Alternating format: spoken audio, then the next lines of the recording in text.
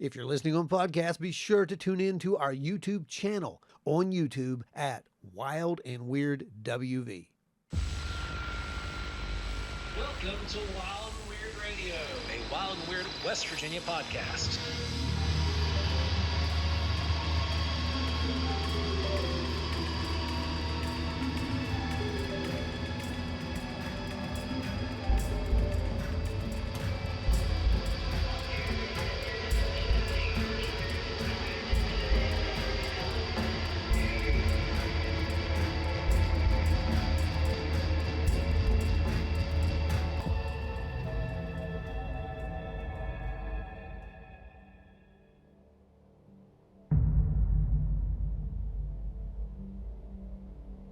Welcome back to Wild and Weird Radio, everybody. We want to tell you how much we appreciate each and every one of you guys tuning in week after week. You guys are what keep us rolling. You're fantastic. What else? Oh, can I for say? sure.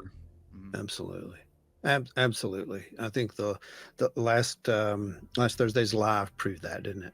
Absolutely. Yeah. Guys, and speaking of the lives, if you have not gone over to our YouTube yet, every Thursday at 8 p.m., we host a live show where you've got contact with us directly and you can jump straight into the stream and engage in real time.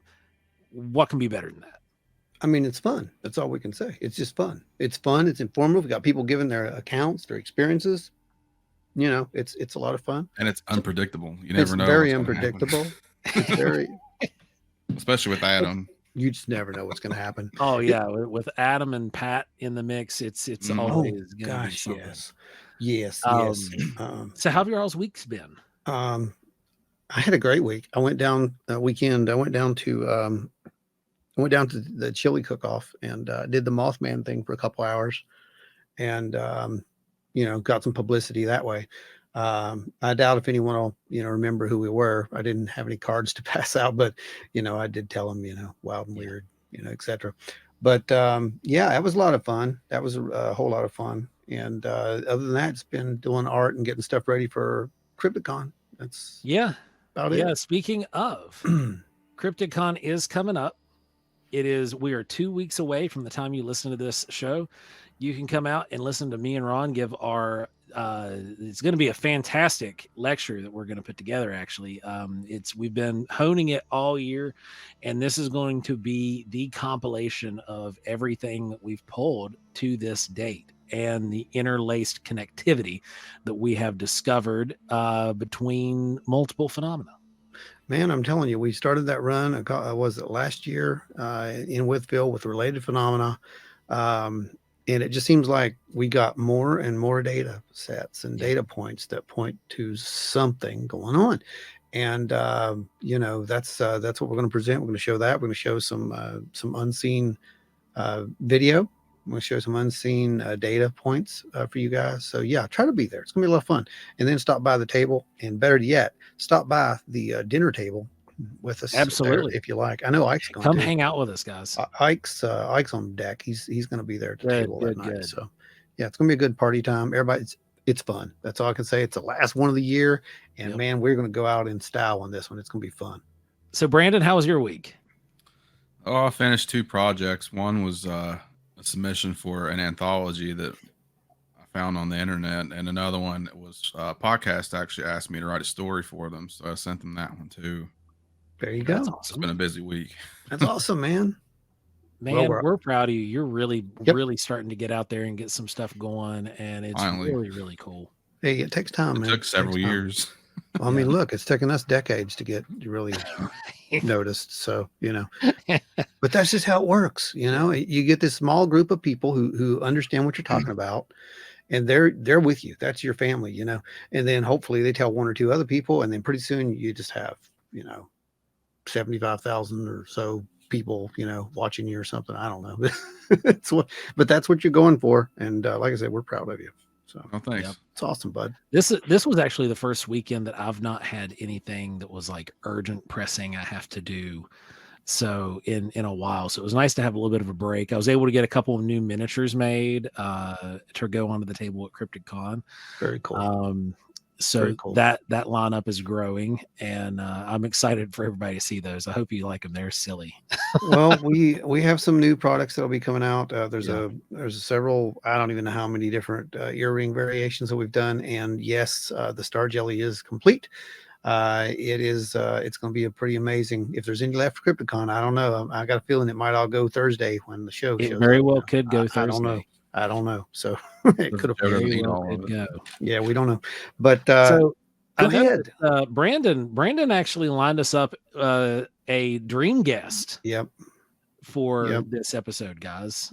He reached Absolutely. out and got a hold of a extremely well-known researcher into the phenomena and experiencer in the phenomena. And I just don't know what to say, because I've sat and I've listened to this guy for years. And I know Ron's listened to him as well. We would Yeah. share videos back and forth. Yeah. I mean, this is another one of those weird. It fits right into the story, honestly. When you've been with us, you people have been with us. You've heard us talking about synchronicities, and you've heard us talking about screen images and the whole contact experience and all this stuff. And you've heard us mention Mike Clelland's name a few times. Just a few. Just a few times. Well, through some unbelievable act of I don't even know. He's here. Yeah. That's what we're trying to get at. And Ladies if you and don't gentlemen, know, yeah. Without further ado, let us present to you Mr. Mike Clelland. Oh, thank you. How are we doing? I'm great. Good. We're glad to have you, man. It's my honor. Yeah. This has been one of those things where we've shared your work from our page a few times, which is always garnered a lot of attention, and we've also appreciated your work from afar, and now we actually get to have you on our show, and this is great. It's one of those things. Hopefully, I can live up to your introduction here. So. Oh, you already have, I'm sure. Yeah, and I don't think that's going to be a problem. Well, for the folks out there who do not know who you are, and I don't know if there's anyone who's listening to us who doesn't know who you are. I find that hard to believe at this point, but you are the guy when it comes to the whole UFOs and owl or other creatures or screen images, etc. At this point, you've done more research on this phenomena than just about anyone. As far as the owls, I like other people certainly have mentioned it. Like it's in the literature well before I arrived on the scene. Right. But but you would have a big fat book, and there'd be like 2 paragraphs or 2 sentences in that big, or a page. And Whitley Strieber wrote about it, and John Mack certainly wrote about it. It showed up surprisingly, it showed up in fiction. In the earliest reference I can get as far as a connection, showed up in fiction, not in nonfiction. And so it was out there. It was well understood. People recognized it. But what I did in a way was got sort of obsessive about it, simply because it reflected my own direct experience, and it was personal for me. So I just started digging, and I figured I would pull on the thread, like the little owl thread. I'll just ask some questions. I'll write like a magazine length article and be done with it, solve it all, and move on. And that's not what happened. What happened was that you pull on the thread, and it led to more threads, and the thread just got ever more complicated. Well, I would have dropped this a long time ago if it had not been so rich. So rich. I mean, the UFO subject, right, is huge. I mean, there's government conspiracies. There's nightmare stories of trauma. There's ancient alien theories. There's so it's like staring into the abyss. It's like endless. Yeah. And to be a generalist in this field is to almost be nothing at all, because it's so pulling in the owl thing was so wonderful, because within that, and it's hard to sum it up easily, but within the owl UFO connection. And I'll before we finished, I want to just add that it's not just owls. Excuse me, it's not just UFOs, but within that tiny sliver of the big gigantic continuum of weirdness, that little thread of the owls has been so rewarding in for me, it represents the mystical and the mystery and the more. I'm really cautious to use the word spiritual because that's a loaded term, but I'm content with the term mystical or magical.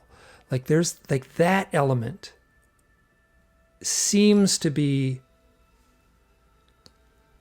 the owl seems to be the totem for that element, that mystical, magical element within the overall mystery. And that has been, like, that was always what I loved as a little kid, you know, the stories that had that elusive open-endedness. Like, I'm not a scientist, right? So I'm more of I feel like I'm a creative, or I know I'm a creative type, and I love that kind of open-ended mystery. Like I'm not trying to solve this mystery. I'm not trying to come up with answers to this mystery. Because I would be foolish if that was my goal, because I would never accomplish that. And I know that, and that was tough when I realized there was a point when I am not going to solve this, but I can say that the stories have a power. And that's what I've been collecting more than anything. I'm collecting stories, and then I can, you know, in my books and writing and in presentations and stuff, I can use those stories, some are my own stories, but other people's stories too. I can use those stories to just create a poignant mood. And if that's all I do, then that's great. Yeah, absolutely. I mean, I totally understand. I mean, you're gathering all of it together. This was your mission, so to speak. Whether you wanted it or not, I think is what I'm kind of getting from it. Yeah, that's I say the owls chose me. I did not choose the owls. Yeah. That's kind of. I totally understand. You, I gotta ask, did you have any kind of awareness or interest in the UFO phenomena prior to the first encounter, or did you the first fall owl down encounter? that? Or Yeah. Well, I was at 12 years old. I had a missing time event with an associated light in the sky, and I saw a close-up UFO when I was 12 years old, and close-up in the sense that it's hard to know. It could have been far away and big, or it seemed like it was kind of close and maybe the size of a van or a school bus or something like that. So, and that happened with another person who witnessed it, and I write about these in the book, and I talk about them. It's funny, they're so like, oh, it's like a lot's happened since then. I'm like, oh yeah, they had those things as a little kid. Yeah, that's right. So I was open to that totally. Yeah. As a child, right? I remember reading UFO. Yep. There's this thing called the Time Life Mysteries of the Unknown. Mysteries of the Unknown. Yeah. Yeah. I have the whole collection. Oh, those. So that was like that we had that at our junior high school library. And wow, did I love that. So, but when I would read those and they'd have the farmer who said, oh, I saw this thing land in my field, I'd be like, well, I saw something. It's like, so I know he's like what's he seeing that I haven't seen? Like, why I can't doubt the witness. Sure. Right. Because of my own direct experience. So I was always very open to it. At the same time, I'll tell you, like, I did not go there. Like, I push that, like, okay, I could tell those stories around the dinner table or around the campfire. Like, oh, I have this interesting story about, like, a missing time event as a boy. This was long before the term missing time arrived.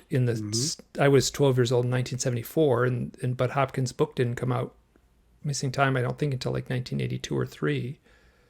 Might have been even later than that. So, a decade before the term was in any kind of even in fringy use. So, I was very much predisposed to think about it. And then there came a point in around 1992, probably around 1990, where I started obsessively reading UFO books. I just got one, and I was like, I think it was like at an airport or something like that. I got one of those trade paperbacks and just read it, and I was like, oh, that was pretty interesting. And then read another one, and that was pretty. And then that was all I did, was read UFO literature for a while. And that was some of the best UFO literature back then, Mike. Ron actually chased a lot of those down off eBay and has them up and down the halls of his house. I've got a lot of the originals. I mean, about the time he was getting them, I was doing the same thing. Oh, that Bud Hopkins trilogy came out in that. Yeah. No, excuse me, not Bud Hopkins. Jacques Vallée's trilogy, Intruders and Communion and and Brad Steiger was on fire. The Watchers, remember the Watchers series? Raymond Fowler. Yeah, that turned into about 6 books or 5 books. Yeah. So, and so I was very much open to it and immersed in the literature. And then so I'm 61 now. When I was 30 in 1990, it was the winter of 92, 93. So it was either January or February of 1993. I sat up in bed, and I was alone in this house in rural Maine, and there was a bright light shining in the window, and I sat up in the bed. The way the bed was positioned is right up against the window. And I sat up and looked out the window, and there was a bright light pouring into the room, and there were 5 skinny gray beings walking towards the house. And I looked at this, and I gotta say, I've oh my God, I've examined this. I wrote like all about it on the blog and all about it in my 3rd book. I really wrote about it and I drew it and everything like that. But so these beings backlit by a big bright light walking towards the house, they were like right out the window. Like it wasn't like they were way off in the distance, like they were right there. And I should have, by all accounts, like been freaked out. Like, oh, I had a voice in my head. I felt like completely, like every emotion was like sucked out of me. And I had this voice in my head that said, oh yes, they're here. Now is the time to put your head on the pillow and shut down. And I was asleep in a second. Now, the next morning I dismissed it completely as a dream. I never even bothered to go outside and see if there were footprints in the snow. And I just was like, no way. Not going there, not going to deal with this, not going to, this was just a dream. Like I was in full denial. And as the years ticked on, wow, did like so many synchronicities. And so what happened when I was looking out that window, there was a eerie silence, which is well understood in the lore.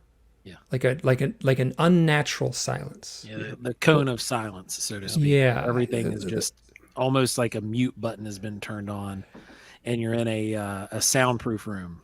It's almost weirder than that, because it was almost like the mind chatter was off, like the normal kind of just how one thought leads into another was distorted somehow, which I know what a dream feels like.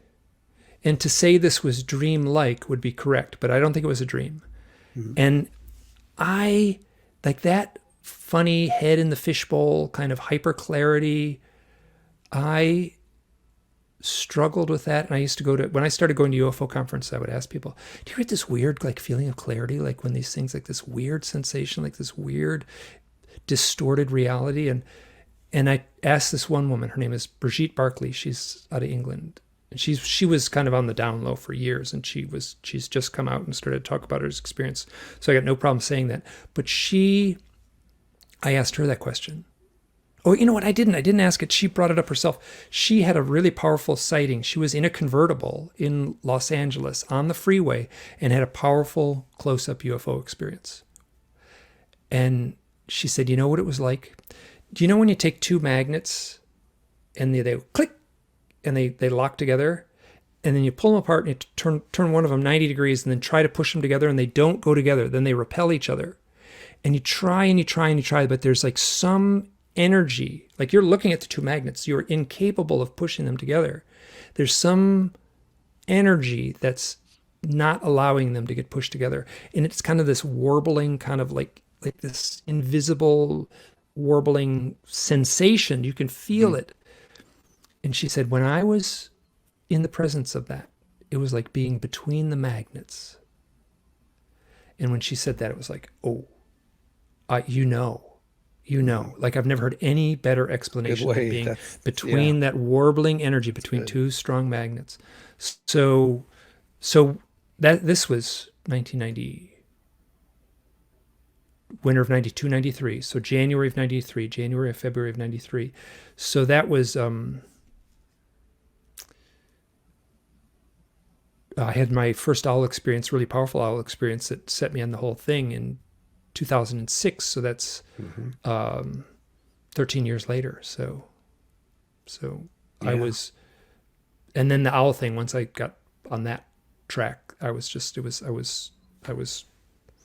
singular in my focus, and I've expanded a little bit since then, but that manic compulsion, like, I poured a lot of that energy into writing those books.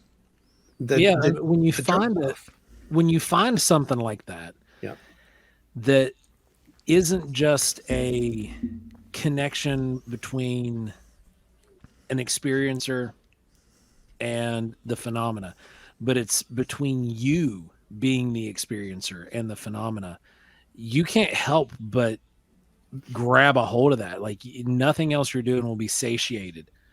Like, your drive cannot be satiated by that, by looking into something else at that point. We're dealing with that currently because we have been, we're Bigfoot researchers. We research UFO phenomena and paranormal phenomena, but it's all related somehow. We've done so many trips where we've gone out and we carry all the instrumentation possible that we can load. And every time we go out into these areas where there have been Bigfoot sightings of this physical creature, we might not turn up anything Bigfoot related at the time, but subject B rears its head while we're there, and we start noticing this spool begin to unravel, and we start following that thread and going the direction this thread seems to lead us, and then we start getting strange hits on our instrumentation, or we'll have a missing time event or something like that will happen. And to me, I'm just not satisfied currently looking into a singular topic, because we're seeing so much of this overlap at this point that there has to be this thread of interconnectivity. It's a glue. There's something that connects all of this. Wouldn't you think, Mike? Do you know who Ray Hernandez is? Yeah. He worked with Dr. Edgar Mitchell, one of the guys who walked on the moon. Yep. And he started a research project looking into consciousness. Originally, it was started, they did some really amazing statistical analysis through questionnaires, talking to people who've had the direct experience. And he's put out these like 800-page books. It's kind of like, it's pretty daunting stuff. But so Ray, as an individual, he was a tax lawyer. I think I've got this right, like a tax lawyer working in Miami. So he had this UFO experience, and whoosh, his just whole life got twisted sideways. So he, in the early stages of it, he's driving down through Miami traffic. He's in the car, and he's been having all kinds of synchronistic stuff, paranormal stuff, and UFO stuff, and then became obsessed with the near-death experience. And he reminds me a lot of myself in a way, but he was driving the car, making a left-hand turn in traffic. There were songs on the radio, and then all of a sudden, whoosh, he's like vaulted into another reality. He has this completely visual, cinematic experience, this direct experience of looking at like a Ferris wheel at a fair. Like he's like looking at this Ferris wheel, and it's like this huge, giant iron arm, like of each spoke of the Ferris wheel is like turning, and as the arm passes, it on the side of it, it says UFO contact. And then that arm goes by, and the next arm goes psychedelics. And then the next arm goes by and it says mystical meditation. And the next arm goes by and it says the near-death experience. And then the next arm goes by, it says ghosts. And the next arm goes by, and I can't remember all of them. He has it there. He has a little logo on his site. It looks like a not so much like a Ferris wheel, but like a wheel that you would have on a ship. But each little spoke is labeled. And it was, shamanic journeying was one of the things. Mm-hmm. Dreams was one of the things. UFO contact was one of the things in the arm. And then he felt like in this like computer generated, simulated kind of special effect, he's like sucked into the axle that connects all of them. And it says human consciousness. And then whoosh, he's finishing his left turn in the traffic and the same song is playing. He felt like he was gone for a half hour. So that example, now was like those kind of things. I'm a former minister. I was a minister and did all that kind of stuff. And what that just described, I've experienced several of those in my lifetime, but those are revelatory instances where everything just stops. Another word that they used for them was open visions. Mm-hmm. And everything stops, and it's like you receive this transmission or this download supernaturally or spiritually, mystically, whatever label you want to put on it. It comes in and you're given this data to explain and sometimes it's not even related to you. Sometimes it might not even be something directly for you. It could be something you'll get that, and then you'll be telling somebody 5 years down the road, and they're like, "Oh my gosh, I've been trying to figure this out for years, and that's the answer. That's it." But other times it's something that's directly related to what you're doing in that moment, and those kinds of things are super, super powerful when they happen. It radically changes your outlook towards something, especially. When you have all those things and you're thinking about it like that, and then it comes back to human consciousness there in the middle, and it all spans around from that. It's wild. Where are you going to touch the ground with that from that moment? Mm-hmm. But this was something that when I did the first owl book, I made a short list of what owls seem to be connected to. Here, I'll just read it off the list here, because the book is. The first couple of books are really focused on owls and UFOs. I stray from that and cover other topics.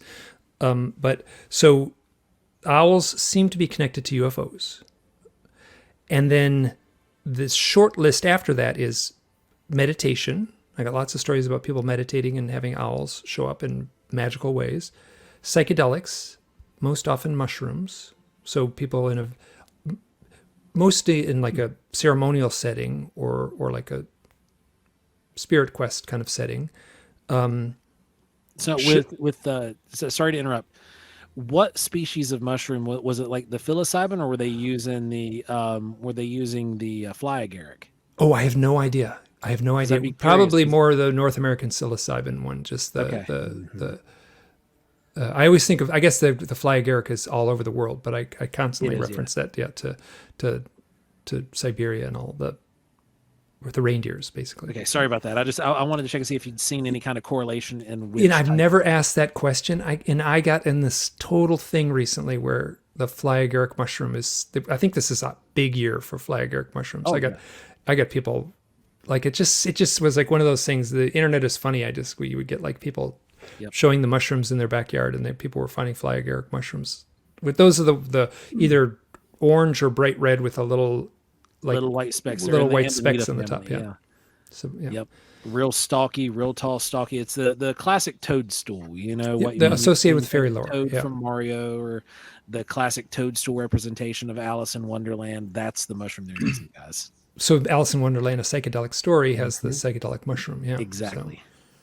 So. And then shamanic initiation, which is funny because I oh god, I did a podcast one time, and I said, well, you talk to a shaman, and it's pretty well understood that owls seem to show up around the time of initiation, And the host said, like, well, who talks to shamans? I said, hey, you write a book about owls, you're going to talk to some shamans. So, and then the fourth one, I guess the fifth one, if you include UFOs, is death, owls and death. So people ask me if you're going to write another book about owls, and I'm like, nope. Like I'm not like, I mean, I could, but it would be the same stories over and over. I'd just be repeating the same stories. And there's a little bit of nuance and a little bit of new ideas, but it would be rough to write a big fat book again. So about that subject, because I feel like I covered it all. Before we started, I talked a little bit, but if you take my first 3 books and stack them one on top of each other, it comes out to almost exactly 1,000 pages. And if I can't make my point in 1,000 pages, it's not going to do anyone any good for me to write one more book trying to make my point even more exhaustively. So, but owls and death is the one thing I feel like I could write a book about, owls and death, where the death lore, the death folklore in connection with the owl, the folklore is really dark and morbid. It's like, if you hear an owl hooting, someone in the family is going to die. Like that's the folklore. I got no evidence of that in the stories that arrive to me. They may be out there. I simply haven't received them. Or if I have, it's not enough to create any kind of pattern. What I have received in a great number is owls showing up after someone has died, most often a loved one, most often a parent. And so the child of that parent, the parent passes, and I got anyway, so this is the simplest one I can tell. Guy's dad dies. He leaves the hospital, like the big doors, automatic doors open up, and he's walking on the sidewalk outside, and on the grass right next to the sidewalk is a little owl. And he walks up to the owl, and no one had to explain what to do. Unconsciously, reflexively, he walks up to that owl and says, Dad, I love you. Dad, you were a great father. It was my honor to have you as my father. And I'm going to miss you. I have that story in one form or another over and over and over. I also have stories, if there's a consistent thread in those stories, and I'm not mincing words, the child, the parent has passed, the child will have an owl show up at the house. They'll talk to the owl. Their grieving will be alleviated. It's like A plus B equals C. It's very, very consistent in the thing. So that's what's showing up in my research from people's direct experience that does not match the lore of the owl, which says, in Shakespeare, in Macbeth, like there's a hooting of an owl, and it foreshadows the death of one of the characters. That is not what I'm finding. I'm finding exactly the opposite. This really beautiful alleviation of grief at the time of. I have a story. Sorry, I'm getting just free. I have a story. This reporter contacted me, and she said, I was at a memorial for a civic leader in this town, and I can't put it in the article, but I'm going to tell you. So it was in a town square, like this event. And so this guy was a very well-known leader in the community. And everyone attended the event in the center of town. Busy, crowded night. An owl lands on a lamppost. She sent me pictures. And then people lined up. They lined up. And one by one, they would stand in front of the lamppost, look up at the owl and say, I'm going to make up his name. Bob, you were a great guy. I'm so glad I got to know you. I'm so glad I got to know you. It was just so great. And then he would step aside. The next person would come up and, Bob, remember that time we had that? I'm going to treasure that memory always.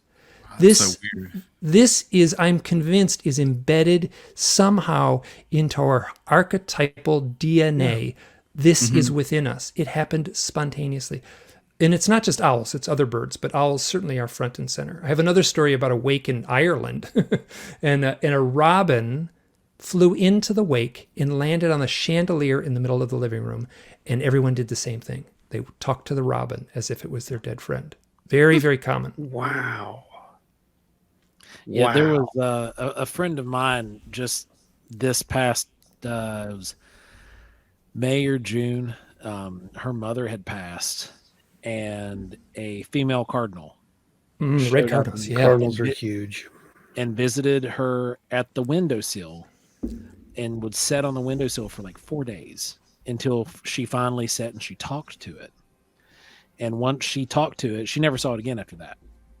Like after she had a little conversation with it, and was essentially saying like, yeah, okay, mama, I know it's you, and I know you're coming to check on me to make sure everything's okay, and blah blah blah.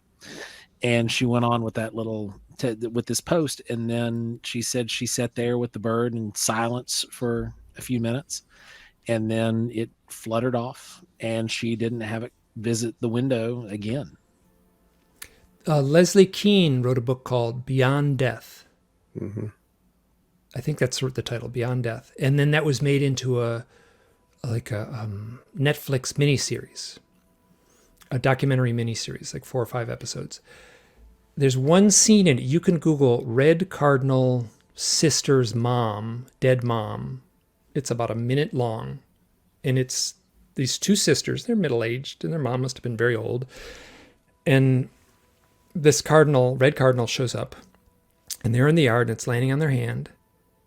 And they're like, mom, and they're laughing, and they're gidding, and they're smiling, and they're just elated, and they're kind of like trying to like, we get it, mom, you can fly away now.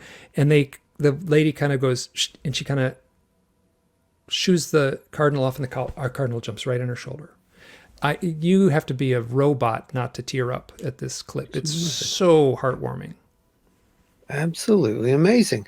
So what we are seeing is a correlation between, shall we say, afterlife type experiences and relationship between that and these possible, whatever this is, extra dimensional or UFOs, whatever we want to call this thing, these phenomena. It's all this energy or whatever it is just seems to be all related in some fashion, or at least they're aware of each other. They're existing in the same plane. So so my focus is owls. Yep. And I gave you that short list: UFOs, meditation, psychedelics, shamanic initiation, and death. So there's 5 things on the list. I got some other outlying things. There's not enough that I see it as a pattern. Okay. So the first book was, owls and UFOs, which I got a lot of stories, and they're good stories. Mm-hmm. But what I found is so it is not the owl that is connected to the UFO. I talked about this in the first book, and I've softened up my stance a lot in the recent years, where it's less the owl is connected to the UFO. It is that the owl is connected to the highly charged human experience, like that list of 5 things. Mm-hmm. And UFO contact is simply one of those highly charged events. So the owl is not connected necessarily to UFOs, but it is connected to the highly charged human event. And these all have sort of a mystical quality to them. UFOs, meditation, psychedelics. Meditation is a non-ordinary state of consciousness. So is psychedelics. So is shamanic initiation. And certainly so is death. It's a transformative experience. People on board UFOs say, oh, time moved differently. Sounds were different. I had an intuitive knowing. I was people say things like, I left my glasses on the bedside table, and I can't see without my glasses. I was on board the UFO. I could see everything clearly without my glasses. So there's this non-ordinary state of reality that they're engaging with. And so that highly charged human experience is the owl is the totem of that highly charged human experience. I can also say that those 5 things on the list are transformative events in people's lives. They can be, obviously not all of them are. Death certainly is the ultimate transformation, but so what I'm saying is UFOs aren't special, right? So it's just part of a thread. What's funny is there's things like the near-death experience. That seems perfect, right? I got nothing. No owl stories showing up with the near-death experience, nothing. So I'm I want it to be on the list. It feels like it should be on the list, but it's not. So I got to be this is kind of inside baseball here. What I can say is people who have had a near-death experience and a UFO contact experience. Like, I'm not mincing words. Like, those people are like 100% of the people I've interacted with, and it's weird. The people who, and Ray Hernandez researched this too. People who have had, statistically, it's impossible that people would have both UFO contact and a near-death experience. Both of them should be like kind of a small microscopic subset of the population, but no, those people who have had both are off the charts psychic. And I'll stand by that one. Really? Yeah. Same. Oh, yeah. Yeah, 100%. It works for out-of-body experiences too, Brandon. Yeah, off the charts. Yep. Like, if you go to, they want a psychic reading, the person says, "Oh, I had a UFO experience. Oh, I had like a near-death experience." Like, oh yeah, they're like, get ready. They're gonna be very skilled at their esoteric ability to tap into whatever other realms they use to gather their heal. And those people are healers too. Okay, so so this pattern, this weirdness, I talk to people all the time. Right? I talk to people on the phone a lot, and a lot of correspondence over email. But when I talk to people on the phone a lot, and I have a clipboard with me, and I write in the corner of the clipboard, I just write Reiki. And you're all familiar with Reiki therapy, right? Yeah. Yep. So the people who contact me have had powerful owl experiences, most often owl and UFO experiences. And then I just wait. At some point they say, "Oh, I just got my level 3 Reiki certification." Yep. Or I'm a Reiki healer. Or you're just learning. I'm just learning, or I've been doing it for years, or I do. If it's not Reiki, it's some other sort of hands-on esoteric type of healing. It is.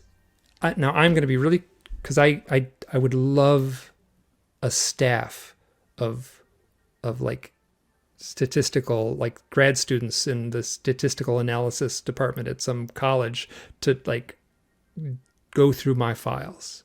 But I'm saying that 50% or more, half the people who contact me with an owl and UFO experience are Reiki healers. Well, there was a paper that we referenced on the show a while back, Ron. What was the statistics there on that? I don't recall, honestly. It was but on the it's very contact. high. Yeah, it's very high. And that's common. I mean, I'm not even kidding you. I mean, everything that you said here is just about everyone who listens to our show is sitting here going, "Oh my God." Believe me, because literally half the stuff that you're talking about, they've heard. They've heard it because, you don't know this, but you'll like it. I had an owl when I was growing up. Oh, pet owl. It's a funny story, actually. We found the owl. Me and my dad, we were going to a music store here in town. And we walked in, and there was this little bird sitting there on the corner as we went in. And it was like, what? Weird. Came back out, it's still there. And he's like, well, something's wrong with it. We need to, this is the country, we do this. It's like, well, we're gonna take it and put it in a box. I don't know why we put this thing in the box. Well, we did. We put it in a box, took it home, and had a big bird cage. We got it food. We fed it. It actually ate hamburger, believe it or not. Got it back up to good health. And one night, took it out, released it. And never thought much more about that. Later on, I'm an amateur astronomer at the time, so I'm out there looking at the skies and whatnot. And I'm out there one night, and this owl just literally swoops down over top of my head, and I'm like, "That's my owl," Oh, how long later? This was a year or so afterwards. Wow. So yeah, but it gets weirder because keep going. Where we found this thing was literally it's right there by the Creel Mound, right, Joe? Isn't that where Orbs is? It's right by the Creel Mound. It's literally just a couple hundred yards from a very not even a couple hundred. It's about 100 yards on the nose to the doorway. I think it is because it's in the shopping plaza right there. You can see the mound from the door. That's right. Say what plaza? The South Charleston Shopping Plaza. Shopping plaza. Yeah, I thought you said Shaman Plaza. Sorry. Well, that happens next because I was waiting for this. Keep going. Yeah. What happens after this is, so this would have been, 80, I'm going to say around 84, 85, something like that. I end up at some point going through getting very interested in psychic research, whatnot. I eventually get into out of body research, lucid dreams, out of body research, trying to figure out, this whole thing, the vibration, frequency, all that. I did a lot of research, just reading on, Robert Monroe, Oh yeah. and yeah. So you remember how Robert initiated his first set, where he made the recording and he basically hypnotized himself. Hemisync. That's what it turned into. Yeah. Yes. I got some hemisync stories. Keep going. So basically, I did that. I created that on my own. I did it, and it absolutely worked. I became very, very good at this. And during these experiences, they were normal at first. Just, you float out, hit the ceiling, bounce around, come back in. No big deal. Got to the point where I could do this really, really well. And I started noticing I wasn't really alone. There were things there, right? So first he started out as like shadowy beings, kind of a thing or a presence, something like that. And then later on, see, I was doing this on my own. Like I could initiate it. I had the procedure down. I could do it. Well, one night I remember it just started happening, and I couldn't really stop it. It just kept happening over and over. These vibration, the frequency would come on, and it was just like feeling. It would feel like it was tearing you apart. The frequency would start. It would come up your body from your feet all the way up, to your head. And once it reached your head, it was just like shaking. And I was like, no, I can't do, and I'd try to come back out. So I'd stop it, and then would start right back up and do the, same thing. Eventually, I remember reading a little bit around that time because, now we're moving up into, I was keeping these detailed logs, and I was keeping all these logs, and I kept hearing these stories about these other things. I was fully aware of UFOs and all that. I didn't really necessarily believe the whole abduction thing at the time. I didn't understand any of that, and I didn't want to. I just thought it was kind of, I was like, these people they're mistaken. This is all just out of body experiences. They're just mistaking this because it's the same thing, right? Yeah, that's not how that worked. So you follow the data. It doesn't really matter how uncomfortable it may be. And so following the data, it kind of seemed like there was definitely a contact type experience going on. So I ended up testing the theory. Now with mine, it didn't involve owls. It involved me going out into my lower yard, taking a riding lawnmower, and I mowed a giant circle in the yard. Okay. And I wanted to try to, at the same time, do this contact type experience. Now I know what I was doing. I mean, now they call it CE5. Back then it was just, I'm sitting here trying to psychically project this, and then I'm physically going out here and doing this, right? So I have it in my log. I show this in the presentation, and it's between a certain time, certain period of days. And on the very last day, I get a notice from my my uncle. He's a couple hundred yards away. Massive circle appears in his yard, in his lower field, not yard, lower field, and it's 4 concentric rings. I went over and investigated them, researched it, whatever, documented everything I could. They're about 4 inches wide. This thing's 50 feet in diameter. It's massive. And I think to me at that point, it was like, you've got to, this is it. This is real. And I was reading another book at the time, and it had like this little checklist in the back. It's like, oh, if this happened to you, then maybe that's what it is. And one was a memory that didn't quite make sense. It was something just kind of skewed about it. And the only thing I could remember was this one time we were at church, we were coming home from church, and there was this bright light in the sky, or a helicopter or whatever, And I asked my mom about it, and she says, "Oh, you mean that time we were driving, blah, blah, blah." It was a different place completely. And Dad pulled off the road, and there's that light in the sky. I'm like, "Yeah, that really happened?" She said, "Yeah." And she told me where it happened. When she did that, it all popped, just like all the memories right there came back. It was amazing, because at that point, what I had remembered literally was in it was a 75, 76, somewhere in there. We were visiting a relative. We were coming back home. There was a bright orange light, a orb type light in the sky. We pull off the road.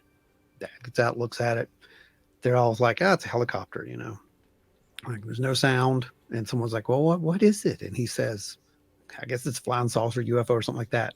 And what's funny is he never said those words. That's not, never heard the man say that kind of stuff. The next memory I have literally is we're driving away. It's a little bit darker. We get home, and we lived with my grandparents at the time, and they're freaking out because we're late getting home. Oh.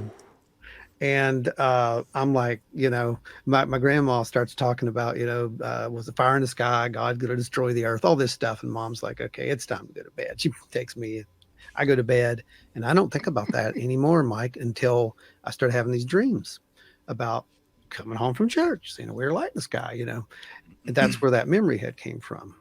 And then later on, I found that after those circumstances.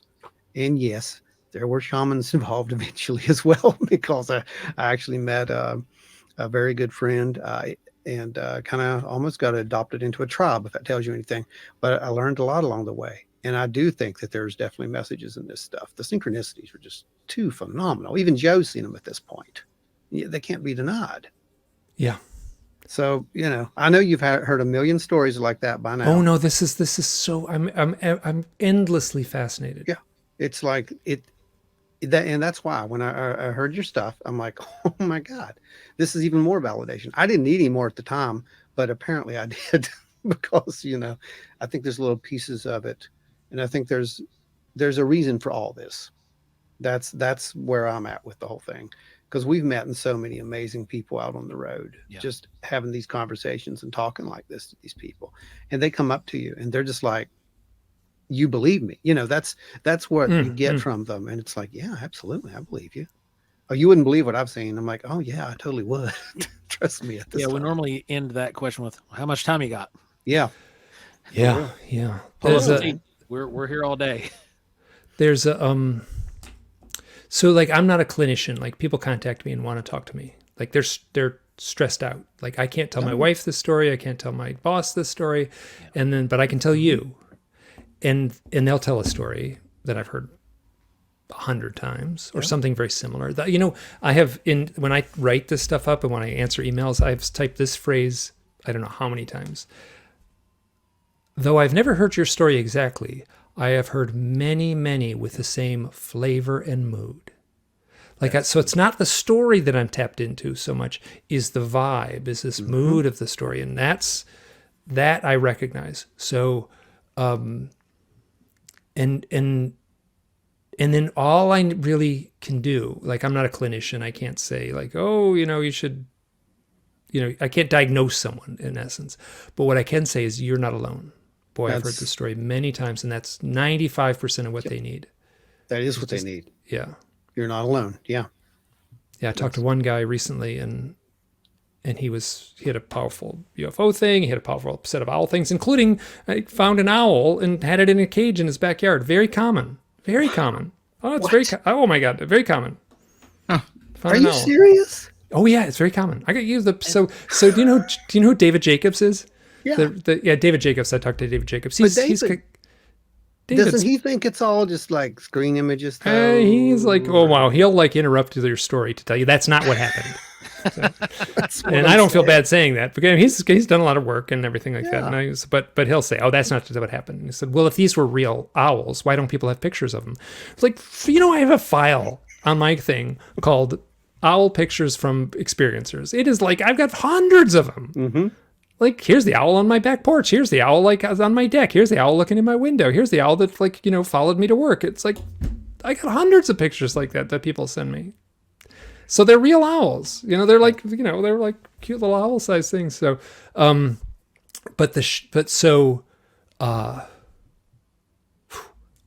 this is the thing is that you get into a conversation and it's just like it builds and builds. So the shamanic thing, I was so hesitant to do that. I ran a podcast between 2009. This is kind of back in the early days of podcasting, between 2009 and 2014. And then I started writing the books, and I just poured all my energies into the books and stopped doing the podcast. And I did. And so, do you know who David Weatherly is? He's a Bigfoot researcher. Yeah. So he's also a shaman. Yeah. So I interviewed him, and I used to ask everyone the same questions, and the questions were, how do you define, how would you define a shaman? And then people would say, oh, the shaman, blah, blah, and the people would have really good answers. How would you define an archetype? And then I would say, what's up with the owls? And then they would have, the people I was interviewing had really good answers for all those. And those are the questions I was asking. They were all, and I talked to David Weatherly, and I was like, oh man, I've been seeing all these owls. I was like, I was not at peace in that chapter of my life. That was a rough chapter of my life. And you can hear it. It's right in there. Like, as the podcast host, I was like on the couch, and they were the psychoanalyst, like I was begging for their help in the podcast. So I asked David Weatherly, like, so here's like all these owl stories. I have this story, I have that story. And I told a few, and they're pretty heavy handed. And then he's like, and what does it mean? And he's like, well, it sounds like you're going through a shamanic initiation. And oh my God, when he said that, it was like in the game show when like bing, bing, bing, bing, and all the bells ring and the confetti falls from the ceiling and the lights flash. It was like, holy, like it made the process of digging into this owl stuff and writing the books and doing the research and then I'll say formally collating and archiving and putting the work into like an understandable form for other people. The act of doing that, the act of like, the stories are mystical. The process of writing a book and putting it out there is very pragmatic and stuff. So I was forced to wrestle with this mystical stuff in a pragmatic way. That was such powerful therapy. And at the end of all that, I feel like I am a much calmer person. Yeah. Going through all that. So, but that you got involved with, were you involved in shamanism or just like? At the time, no. At the time, I was only involved in just, trying to figure this out. Like I said, I thought everything was easy to explain. It's all scientific explanation. It was vibrations. It was alpha state. It was, it was just out of body experiences. These people were misidentifying, and then it was like something just smacked me upside the head and said, no, you can't deny this anymore. This is about contact. You can call it what you want, but this is a contact type experience. Later on, funny story is, I had gotten into, in that same field, I forgot about that. In the same field, there used to be artifacts in that field. So I would go over there and constantly go over and try to find artifacts and whatnot. And I got really obsessed with learning how to nap, to actually make arrowheads and so forth.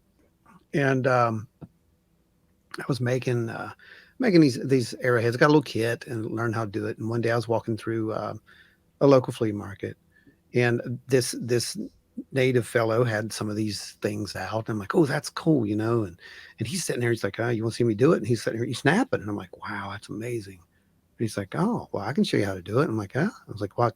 I showed him my little, kit I had. And he's like, oh yeah, you're not gonna learn anything like that. That's no, let me show you. Long story short, he turned out to be a mentor. He eventually adopted me and taught me more about the mystical side of things than I could have ever imagined. And that teaching has still continued on to even this day. Joe, again, got to witness a few of things of that not long ago, as these lessons come and you don't expect them, but they come. And this past few years has just been insane for me, because I was one of those people who's like, oh, well, there's energy. There is energy. I learned that long ago. And that was one of the things that he was teaching me was, you can do this. This is not, it's not any kind of like voodoo or hoodoo. This is, you are this. I'm like, okay, gotcha. And then all these circumstances started happening just this past few years. And it's just like, you've got to be kidding me. I'm back on that path again.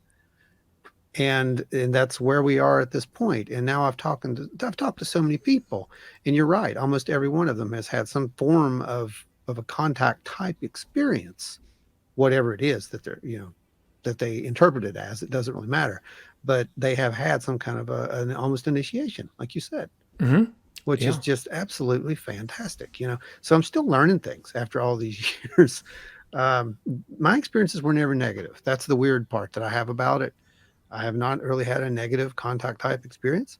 I have not been regressed. I do not want to be. I'm fine not knowing, because I know what I need to know. is the way I think I see it. And if that happens, then, there's a reason for that too. But at this point, I think it's just a part of the journey, and like you're doing what you're supposed to be doing. I think that that's what this is about, my friend. And I think I was doing what I was supposed to be doing when I was doing the outdoor work, Yes. in the 90s, and I feel like I was doing what I was supposed to be doing when I was like living in New York City as a young artist, and I mean I was working for ad agencies to pay the bills, but so yeah, so I mean it's interesting to like who's in control, Right. right? Is it me or is it some other force? Because Right. sure feels like, Yeah. wow, this crazy left turn in my Oh, life, like how did that happen? And I kind of yeah. analyze it and I was like, oh wow, how Look did at the that happen? web, right? A lot Look, of times in our life, and this was something that I used to teach a lot. Ron was mentioning a few weeks back. We had a talk with a guy, and it hit me harder. it was magical. It was magical, is what it was. You finally ended up at a powwow.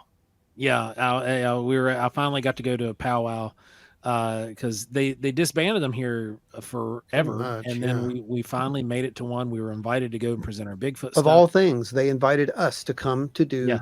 a Bigfoot talk at a powwow.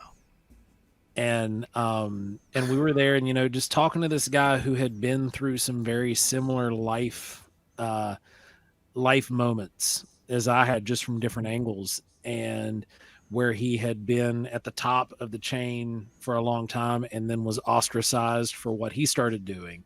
And I was ostracized the same way because I was teaching, and churches were having me come teach, but they would have me change the title of what I was teaching so that way it sounded prettier. But then when they actually wanted me to come and teach these the mystic ways, the ways of how to unlock healing, how to unlock prophecy, how to open up yourself to the fluid movement of the spirit and allow it to move through you. And then I got to the point where I started trying to get away from all of it. And Ron is now in this place in life where he's getting more in touch and more in tune and chasing that. And I'm in this position where I'm like the opposite direction. I'm trying to shut it out. I'm trying to block it off. I'm not chasing it though. I'm just done. I'm done fighting it at this point. I'm just like, okay, this is it. All right, I'm cool. And what was told, what the Jimmy was his name. What he Jimmy, said to me was like, you've just got to be you. You've got to stop fighting. You just have to walk your path. You can't avoid it. You just have to walk your path, regardless of all the stuff in the back, regardless of all the stuff that's happened to get you to where you're at. You have to walk your path. And it hit me really hard, because I had for years, for the last probably 4 or 5 years, I've really rejected that portion of my life, not like in the faith side of things, but like in a way of just like, I didn't want any association with those people anymore. I didn't want any association with that kind of stuff. Like I became kind of like an Obi-Wan Kenobi type character. I was the old man out on the backside of the desert, and if you really needed to find me, you could come find me, but other than that, leave me alone. Mm-hmm. Otherwise, I'm going to yell at you like a sand person. But it's one of those things, like it was a really profound experience there at the powwow. And like it hit me on multiple levels. And it was the first time something like that had happened in a very long time. Yeah. That's part of your journey, man. Yeah. But that's the whole thing. I think that's the reason. Mike, do you remember what led you out to eventually start doing the camping stuff? What led me? I had been a ski bum out west for a year in my early 20s. And, it was a friend of mine just gave me a catalog for an outdoor school. And I took a trip it was a 2-week winter camping trip in the Absaroka Mountains, which is right the western edge of Yellowstone, or eastern edge of Yellowstone. And beautiful area. Oh my gosh. Oh my word. I've been in there. Oh, it's gorgeous. And I ended up just like switching my whole life over, and I started working at the school. I became a senior instructor at the school. I worked at the school for 17 years. I was training other students. I was like, I would go up to Alaska every year and teach mountaineering, and it was a joy. And then whatever. Part of my job description was to like keep up with the college students, like keep up with the captain of the football team on a with a 100-pound pack or an 80-pound pack on your back. And as the years ticked on, that got harder and harder and harder. And so I bowed out of the school at a certain point, and that completely sort of that need to bow out, right? One thing was easing away. One chapter of my life was easing away, and that was right when this paranormal UFO owl kind of mania that we know what it wasn't. I talk to people all the time that have these kind of experiences, and like that's like you would think like someone who's doing UFO, let's say abduction research, which is kind of what I'm doing. You would think that people, I felt like I was taken out of my bed at night, or like the flying saucer landed and I was escorted out of the car. And I don't hear any of those stories. I mean, a little bit, but like, I was on the table and they did these medical exams. I've heard of like almost non-existent. What people say is, I had the weirdest synchronicity. I had the craziest flood of coincidences. I had events that defy that defy normal logic, and that defy, like, the things that were happening to me cannot happen given our model of reality. And people tell that to me, and I was like, well, then the model of reality is wrong, and you're right because you had the direct experience, and that's what I'm finding. So what, and then when I say the same flavor and mood, like people will tell me a story about a string of synchronicities, I may not have heard the same exact synchronicities or same exact owl story or the same exact psychic event, but wow, do I recognize the flavor and mood of those kinds of things. Do people ever explain it as like they feel the feeling of deja vu a lot? Mm-hmm. Me included, yeah. I've had that a lot. Yeah, I feel that pretty often. Like the very beginning of this conversation that we had, I felt that very strong. Well, like I've been in this conversation before. I know I have. Doesn't surprise me. The psychics, I know a lot of psychics, and they say, one psychic said, it's like reverse deja vu. Like in deja vu, it's like, this has happened to me before, and I recognize it. And then reverse deja vu is like, this is going to happen in the future, and I recognize it. Mm-hmm. And essentially, it's the same mechanism, seemingly in the way they describe it. Yeah. Wow. It all seems to work out of the same source. Like it's maybe not the same source. That might be the bad word, but it's like it operates the same way. Mm-hmm. You see a lot of these varying from various shamanic groups into various religion groups. The modality to reach from point A to point B, it's almost identical. Mm-hmm. The way you reach from one end to the next, it's meditation, prayer. Light a candle, some ritual, It's meditation. It's ritualistic meditation, and here, you're all doing the same things, and you're tapping into the same thing or something similar to, and you see these string of coincidences begin to unfold in front of you, and you start questioning what is going on here, because that's where we've been quite a few times. That's a message, though. You have all these things unfold, and you're like, what is going on? That's the message, though. I think that is the message that says, look, smack. It's like when we were out on the trail that day. Well, we got that radiation reading right before we saw this UAP on thermal, right? Yep. So why did we do that? And it wasn't a dangerous radiation level. It was just enough to make you say, what? Why is that happening? Yeah, it was enough to be like, that shouldn't be here. And there was one time I remember really vividly. I was like 8 years old, and we were about to go to an Italian restaurant, and I was like, I've felt this before. I've experienced this before.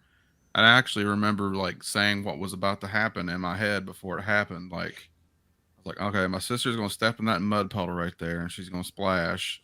Then when she opens the door, she's going to hit herself in the shoulder with the door because she's in a hurry. Sure enough, that's exactly what happened. That kind of a precognitive flash is, that's pretty impressive, Brandon.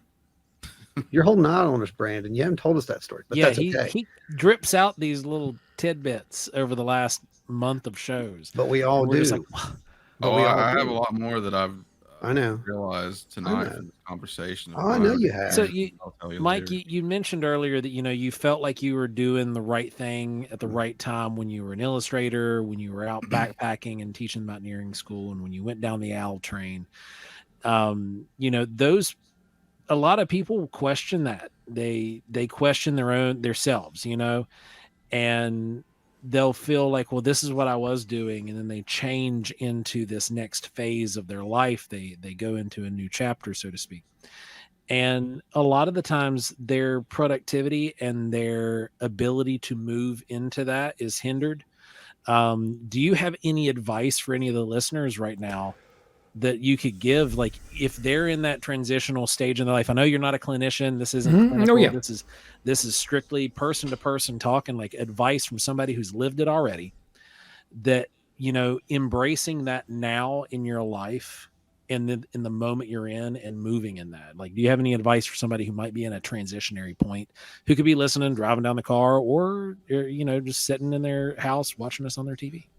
Yeah, keep your day job would be one. Like, Right, it's right. like kind of like, I know a lot of like it's nobody's getting rich doing this. So, Right. like, yeah, you want to make the car payments. Like, be careful, like following the path. But at the same time, and I use this analogy a lot, especially in my own life. Like, if you're on the middle path in the river, right? It's like you're going with the flow. If you try to stall out, like, oh, I'm going too fast, I'm like, I gotta, like, then you get caught in the weeds and you get dragged under the rocks and stuff like that. And so the river takes a turn. One end is going slow, one end is going fast, right? You're gonna go too fast. People do that too. They jump in too quick, too fast, too deep. They get into the rapids too quickly. And then at the same time, if you're like hesitant and you're grabbing onto the weeds, you get stuck in the weeds, you're going too slow. So the middle path, this is a Buddhist teaching. Just like go with the flow, and fighting it isn't going to make things any easier, right? So you still got to do normal stuff. Like, okay, Yeah. like you gotta deal with day-to-day grind. So that's not necessarily fighting it, but yeah, that's as best as I can do. Just find that middle path where the flow is correct and you're not going too fast, where you're in the rapids and you're not getting bogged down in the weeds. Look for a balance is what you're basically saying. Yeah. Right? Yeah. And it's tough. You're gonna vacillate back is. and forth no matter how wise you think you're trying to be in the process. So No, you're 100% right. I mean, I could not agree any more than that. I think that Joe even hit it right there is just the now of it, right? I mean, just balance out, because I think if you go too hard and heavy on this, you're going to become obsessed to the point to where, it's going to ruin your life. We've seen this, right, Joe? Yeah. I mean, we've seen this with people, with witnesses. Oh, and my life too has had wild ups and downs in this, where it's been like I was on the edge of ruining. Well, like, I mean, ruining is a funny thing. Some chapters of my life have crumbled away. Yeah. Yeah. Yeah. I mean, it's to be, And it's a natural progression. Yeah, it's a natural exactly. order. Still, if stuff crumbles, it's like it's rough. Yeah. Yeah. Yep. It's kind of like that whole Ouroboros thing. You want to throw another archetype in there, I guess, but it's a constant rebirth and death of these ideas and paradigms in our lives, as far as I'm concerned, with what this whole thing is. We don't know what it is. Our data point just shows us that there's something very intelligent at work here. And that's pretty much where we're at. When we had a little pre-chat kind of conversation there, like before the formal interview started, I wrote something down, which I don't cover very often. And just, I don't know what you must have said something. And I just like wrote it down. We live in a society that praises and recognizes and honors the intellect. Yeah. Right. So when I started this, I was trying to analyze it analytically. That's kind of redundant, but I was looking at this as a intellectual exercise. Like, I was trying to sum it up. I'm not a scientist. I was trying to make other people happy. I'll put it that way. Like, in order to present this information, I got to make other people happy and do it in a way that they can absorb it. I very begrudgingly realized, like, this phenomena is not presenting itself in a way where the analytic mind can deal with it with any kind of meaningful way. Yeah. And what I found is that it's the intuitive mind that has to wrestle with these ideas. There's some of these events, these life events, these stories play out with dream logic. They play out as a dream. And if I went to my psychoanalyst and laid on the couch and said, I had a dream last night, and here's my dream, and I could tell the dream, and the psychoanalyst could look at everything symbolically and say, well, symbolically, the owl in your dream could mean this, and symbolically, the bright light in the sky could mean this, and your fear could represent this, but that's not what's happening. People are having real life events, but they are playing out with that symbolic power. And I found that, and I know I make some researchers crazy because I am so far into the intuitive side of things, and I'm treating this here. Let me just tell one story. I love this story.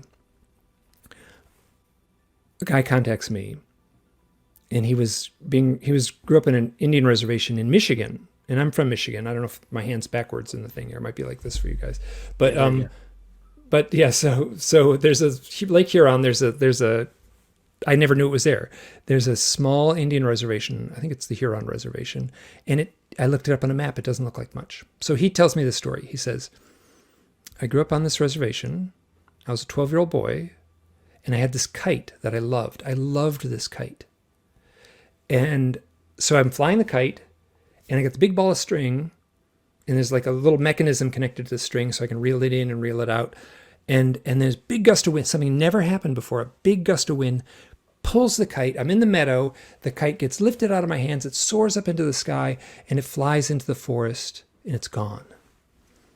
And he gets a friend. He says, let's go find the kite. I love that kite. Let's go find my kite. So they go into the forest, and up in the top of a tree, they see the kite.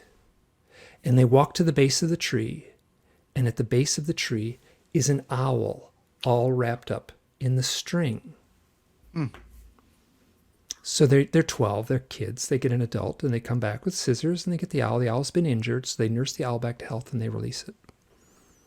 And I asked him, are you a shaman? He went, oh man, in a word, yes. And I don't want to tell anything but this basically the stories he said about becoming a shaman and the process of becoming a shaman, his role was rough, hard. And I'm like, so people like, so I've heard a lot of stories, and the kind of stories I've heard, that's the reason I said, are you a shaman? Because this is the kind of thing that shamans tell, this kind of story. That is a dream. That's a dream. That's a dream. The intellect says a piece of string flying through the forest wraps up an owl. No way. But the owl was all wrapped up in the string and injured. They nursed it back to health and released it. Wow. That story, there's no UFOs in that story. It is everything about the mythic power of the owl. I'm going to say the mythic power of the owl within the human narrative, like playing that role in the human story that punctuates that. There's this powerful symbolic meaning there. I cannot define what the meaning is, but wow, I feel it in my bones. Yeah. I think you're definitely onto something.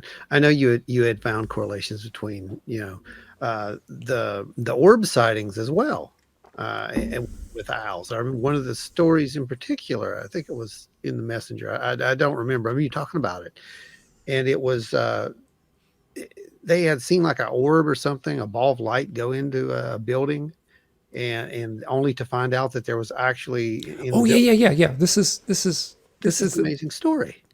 so that's Bert Jansen, whose wife is a shaman. Of course, So of course. Bert Jansen's a wonderful, funny researcher. He's a Dutch researcher, and he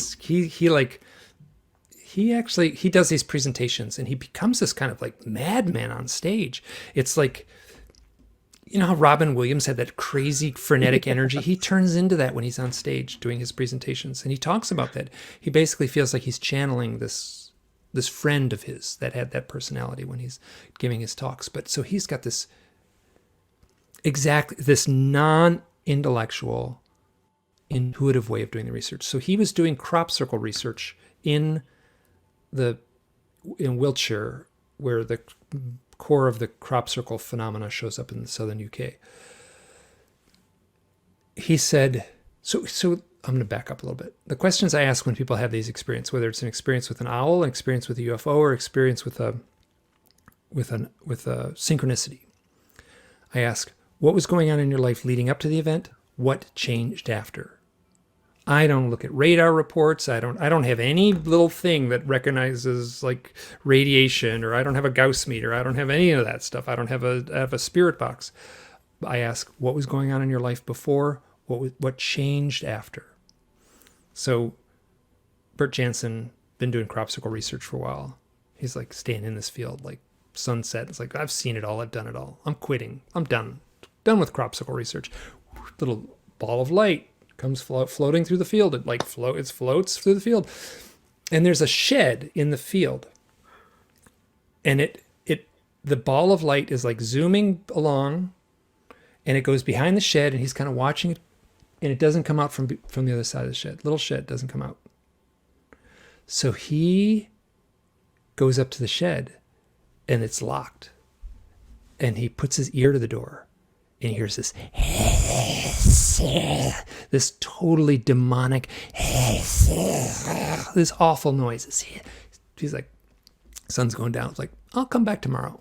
So he comes back during the day, and he walks behind it. And he said, when the ball of light went by, it was right at that height, and there's a broken window up there. Could that ball of light have gone into the window? And so he puts his ear up to the door. He walks around the front of the door, and he puts his ear to the door, and he hears this hiss, this awful hissing noise. He's like, I got to go in there. He's like, I'm terrified. I got to go in there. God love him. He breaks the door. He breaks the lock and goes in. There's a loft, and that's where the window is, up at the loft. And up there, he hears the noise, hiss, hiss. And there's a ladder. So he climbs the ladder, and he peeks over the edge. There's a family of barn owls. And you listen to baby barn owls, it is like something straight out of The Exorcist. It is awful noise. Yeah. So he was like, Wow. Is the ball of light the owl? Like, I mean, these are real owls, plainly real owls. Yeah. But what happened? This is dream logic playing out in someone's life, in real life. What I can say is he's 25 years later still doing crop circle research. So what happened? Like what happened leading up to the event? Standing in this field saying, I'm quitting. I'm done with crop circle research. What happened after is like, well, I guess I'm stuck doing crop circle. Yeah. So amazing story. Isn't it though? Oh, this thing happens where I get these back-to-back reports. This other woman, Maria Wheatley, she does crop circle research, but more of like ancient sites. She's a very intuitive woman, very psychic. She was in the same area, and there's a place called Oliver's Castle, and castle is like, sometimes they call the hilltops castles in that part of the world. So there's a hill that they call Oliver's Castle. I don't think there's a castle at the top of it, but that's what they call the hill. So she goes to Oliver. They were going to walk, her and her friend were going to walk on a trail. And it was evening, and there's a trail. So they step onto the trail, and this white owl whoosh, crosses the trail, and they both have this complete intuitive knowing, like, oh, we're not allowed on this trail. It was like basically line in the sand, do not cross. Like, okay, they both knew it. They both felt it. They turned around and said, well, let's walk up to the top of the hill. So they walk up to the top of the hill, and they're sitting at the top of the hill. The sun is setting, and this big, like, is that the moon? What is that? There's an orange dot out there, and this big orange dot like flies towards them, and then it gets like it's a little thing, and then it grows enormous, and then it turns into this giant, like cigar-shaped shape, like hovering in space, and it flies towards them, and then shrinks back down, and poof, it disappears. And they're like, "Oh, let's get out of here!" And they ran back down to the car, and she said his hands were shaking as they tried to get into the car. And they went to the pub, and the guy said, "I can read everyone's mind in the pub. I can read everyone's mind." Oh, wow. And she was doing tarot readings at the time, and she said her tarot readings exponentially changed. Her ability to do tarot readings.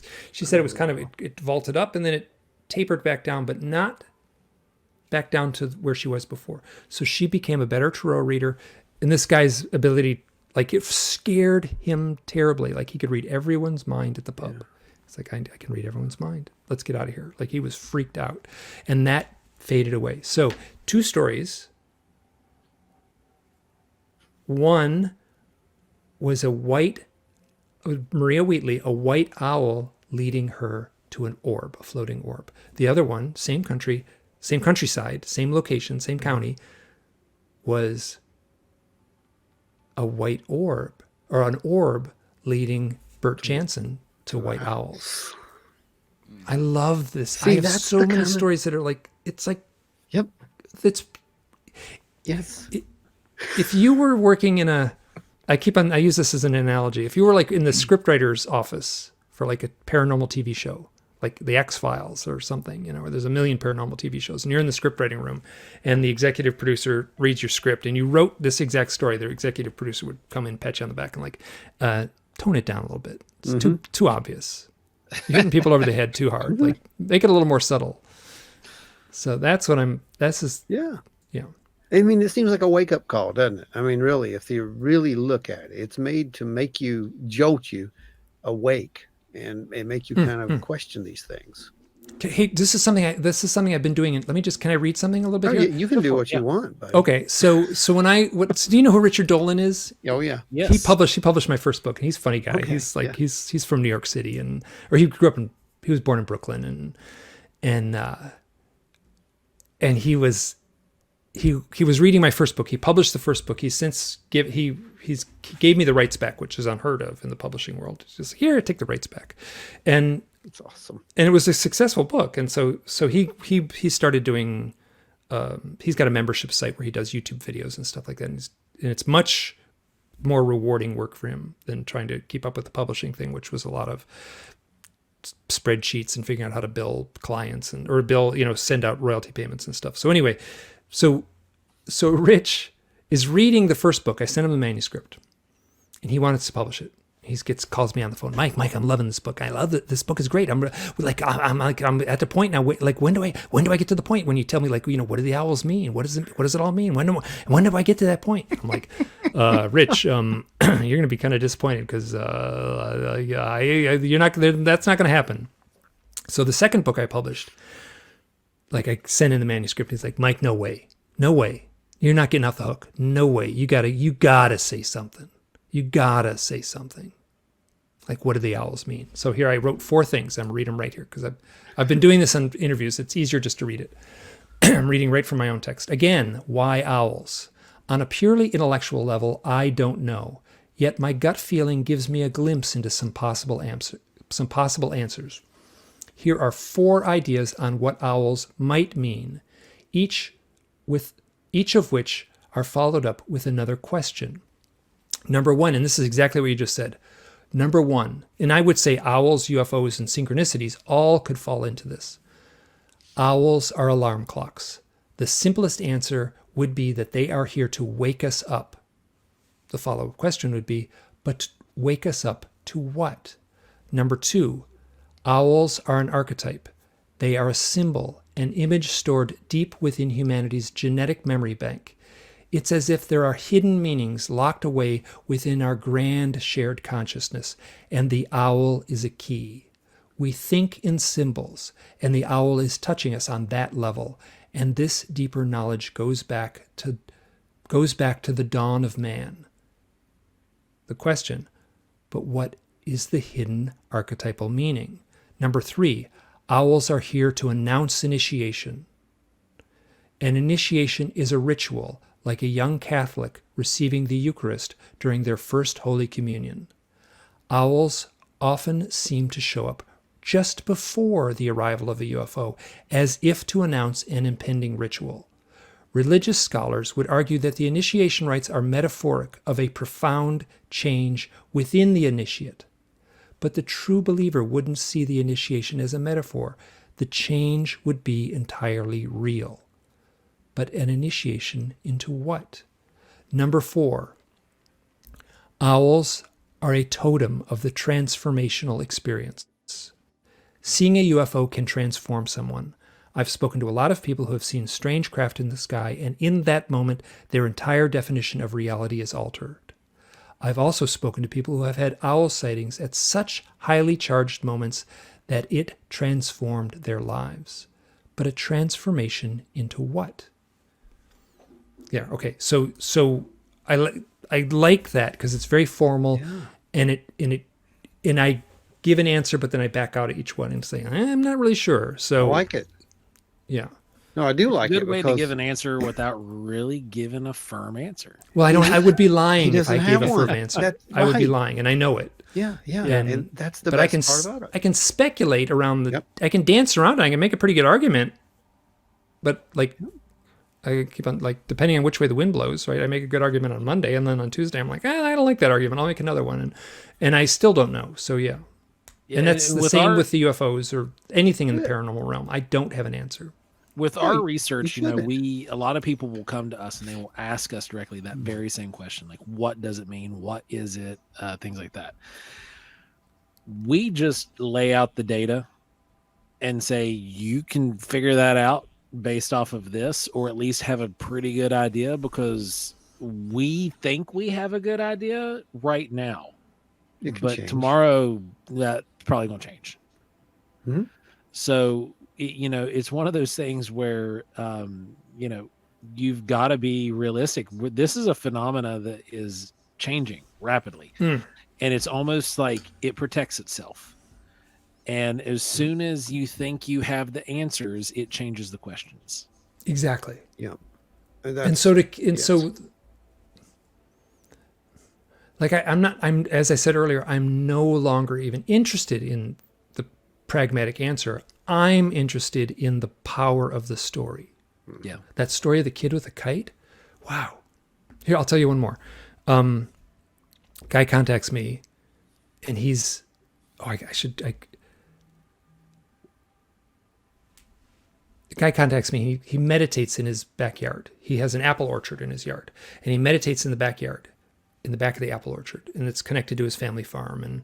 And there's the edge of the orchard is butted right up against the forest. So he's meditating, and he hears this awful screech coming out of the forest, like hair in the back of his neck rises up. He's like, I gotta get out of here. He's like, no, I gotta face this. Goes into the forest, and the screeching, this awful screeching, there's a barred owl. And you've heard what a barred owl sounds like. They can sound like a insane chimpanzee in a jungle movie. Yep. Yeah. So this thing is like screeching at him. It's like he walks up and it's right on a branch, looking him right in the eyes. He's looking at it, and this thing is looking him right in the eyes, like screeching, like, and he's like, and then the thing flies off. And he said, it was really, really emotional. Like this thing was chewing me out. And he goes to the dinner table. He goes back home. Says his wife, like, I just this owl, it was like on a branch, he was looking right at me, it was chewing me out. And his wife goes, oh, that's nice, honey, set the dinner table. And his little kids are there at the table, and he says, I just a little bit ago, before I came in here, there was an owl, like, it was like screeching, and it was in the tree branch, and it was like, and the kids are like, oh, Dad. So after dinner, he gets his camera, and he goes back out to the spot, and he stands right where the owl was, and he's got his camera, and he says, my family doesn't believe me, I need a picture. And this owl lands in a branch, takes a picture, flies off. I use this picture in the talk. And I wish, so he tells me that story. And I asked, what were you meditating on? Like, what were you meditating about? And he said, well, I was asking the question, is there a God? Like, And this thing shows up. It's like, what do you think? like choose them up. Like, How about so that? so like wow. Yeah. Again, there's no UFO in that story, but Right. it has everything to do with this Doesn't have to be. weird Yep. story aspect of this of the phenomena. Like the story of that is, to me, is so, I don't know if anyone else taps into it, but I tap into that story at such a heart level. Oh yeah, yeah, and again, we see this, the intent thing, right, Joe? We've talked about this before. It almost seems like if you've got people out there with the right intent, things happen. Mm-hmm. Yeah. We've seen it. I mean, multiple times now at this point. So, yeah, I mean, it makes perfect sense to me. This whole thing makes perfect sense to me. Yeah. Yes. Yeah. But it's I don't know what it means any more than you do, but It makes as perfect sense as it possibly can. I have been, so I had a bunch of owl experiences. They seem to be tied into the UFO thing. I started a blog. At the top of my blog, well, when I first started, I started writing about the owl stuff. And then people said, oh, I have this owl experience. Oh, I have this owl experience. Wow, did my world come unraveled. I say this in talks.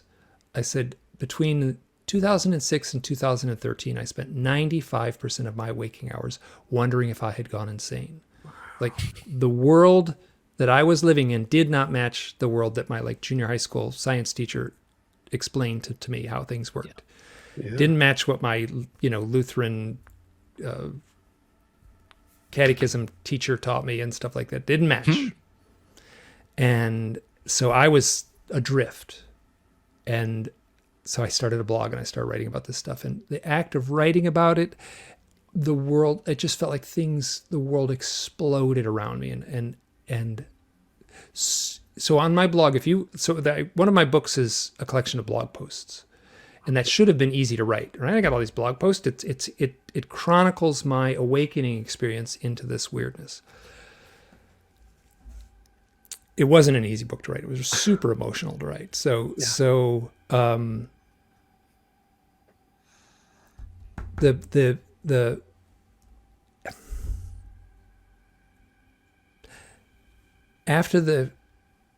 came a point when I had enough experiences that it was just like, the term cry uncle, like little kids in the playground, everyone piles up on you and I give up, and so that's what happened to me. I cried uncle and I just was like, I give up. It's real. Yes, I give up.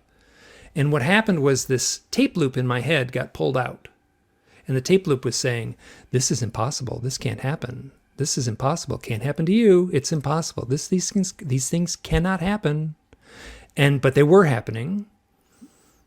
And so, once that thing came out of then there was a kind of a silence and a calm. Life didn't get much easier. I mean, in essence, there was a calm, but I was still wrestling with all these difficult things. So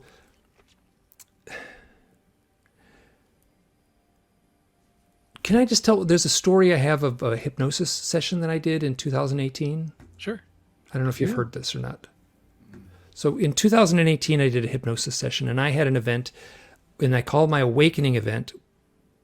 My confirmation event took place on March 10th, 2013, and I camped on the side of a road in southern Utah, coming back from a UFO conference, and I woke up in the middle of the night under the stars, and there was a round structure on the hill. Some people have heard this. Have you heard this story before? I love this story. Okay. I can't tell it properly, we'd be here for another hour and a half if I told every little synchronicity and every little thread and every little bit of weirdness, and it just goes on and on and on. And this was the point where I said, I cry uncle, I give up. So sleeping outside of the road, I wake up in the middle of the night. This is Highway 20, where it intersects, a few miles from where it intersects Interstate 15 between Beaver, Utah and Cedar City, Utah. And do you remember a couple of years ago there was a video footage that went around, and it was a guy doing a drone in southern Utah, and he caught this little thing. Yes, it was phenomenal. Yeah, It looked like a little. It looked like a Yep. 1-inch paper airplane. Yep. That footage, the hill that I'm talking about, is in the background of that footage. Oh, that's awesome. Are you serious? I don't like, yes, it's not in the, it's like the footage he did drone. So like the drone lifts up and it flies around a little bit, and then, but it's not in the, it doesn't parallel exactly but it's the, if you watch the uncut footage when the drone lifts up, it's like right there. That video footage is called the Beaver, Utah footage. At a certain point, there's a sign you can see, or like in that part of the country, that like the high school put a big, they made Such a big bee. good capture for anybody who hasn't seen it. Look up the Beaver, Utah UFO footage. It's great. And so the hill that I'm describing is in the background of that footage. And it was, so I'm laying on the ground. It's beautiful, rural, empty, desert, high desert, sagebrush area. And and I wake up and I look at this hilltop and I said, that looks just like a landed flying saucer. There's like this round structure with little lights around the edge of it. I was like, is that like a water tower? Is that like, what is that up there? And I had just been to a UFO conference and I was fully immersed in the UFO thing and all kinds of paranormal, synchronistic stuff going on in my life. And I was like if this was a UFO, I'd feel it. Like I'd have some intuitive knowing. And I looked at this thing and I'm like, okay. And I felt nothing at all. That's some big house. And I rolled over and went to sleep. I woke up again. And there was a coyote howling near my head. I sat up. I looked for this thing. I've spent a lot of time. I lived in the West a long time. I spent a lot of time sleeping outdoors. I've heard a lot of coyotes. There was nothing. It was so close. It was like, it should be right here. I should see it. This booming, crazy coyote call coming seemingly right next to me. There was nothing. I mean, obviously, it could have been just behind a bush, but like nothing. I look up at the thing. The big round house is still up there. I go back to sleep. Wake up again. Like the way I'm seated, my feet were pointed to this juniper bush. And the other side of the bush is this bright glow. I'm like, what is that? What's going on? And it's a bright glow. And there was I was like, some car pulled in. Like doing just what I did, like someone driving, they want to sleep for the night. And but it didn't look like a car light. It didn't look like headlights. So I just, okay, we laid down and went back to sleep. Woke up the next morning. I got up and walked around that bush. And I was like, there's no car. No car would be where the light is. The car couldn't be here. So, oh my God, there's so much. If I told you everything that was connected with this story, it just goes on and on and on and on. I drive home and I get to my house, and the first thing I do, I didn't take my coat off. I looked up and tried to find this hill on the map and see if there was anything on the Google Maps. This is 2013. And the map was dated 2011. So I was like, maybe they built something in the last 2 years. I've since been back to that spot many times, and there's nothing on that hillside. I've never actually climbed the hill, but I've been. So there's nothing there.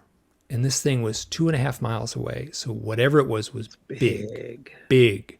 So that event, after I make them, I drew a picture of it. I put it on my blog of like the thing at night.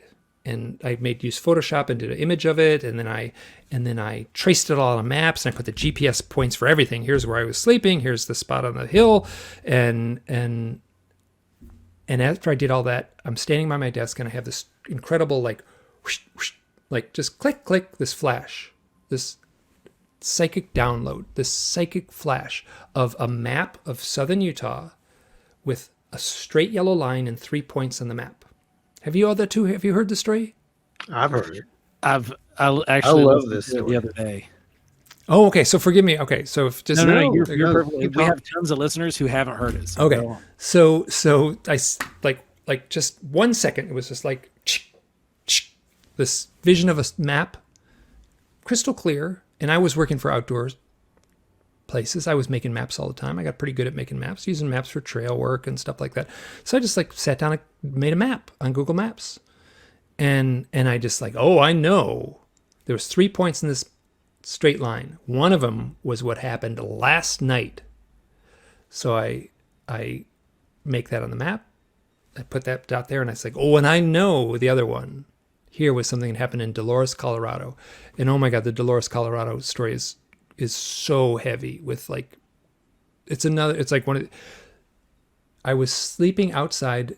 I was traveling around the West with my friend Natasha in 2010.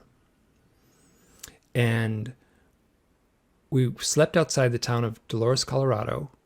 My car broke down. Oh, it's a crazy story. Like we basically were stuck in that town, like pulling into town. Is this car the breaks one down. where they told you you can't leave town or you're going to die? Yeah, the mechanic came out of like something's wrong with the brakes, and the mechanic comes out of the back of the room and goes, "I can't let you leave town or you'll die." And he said it in this kind of, it was like such a perfect like it was like the opening to like some Western, like like you're stuck in this little town now.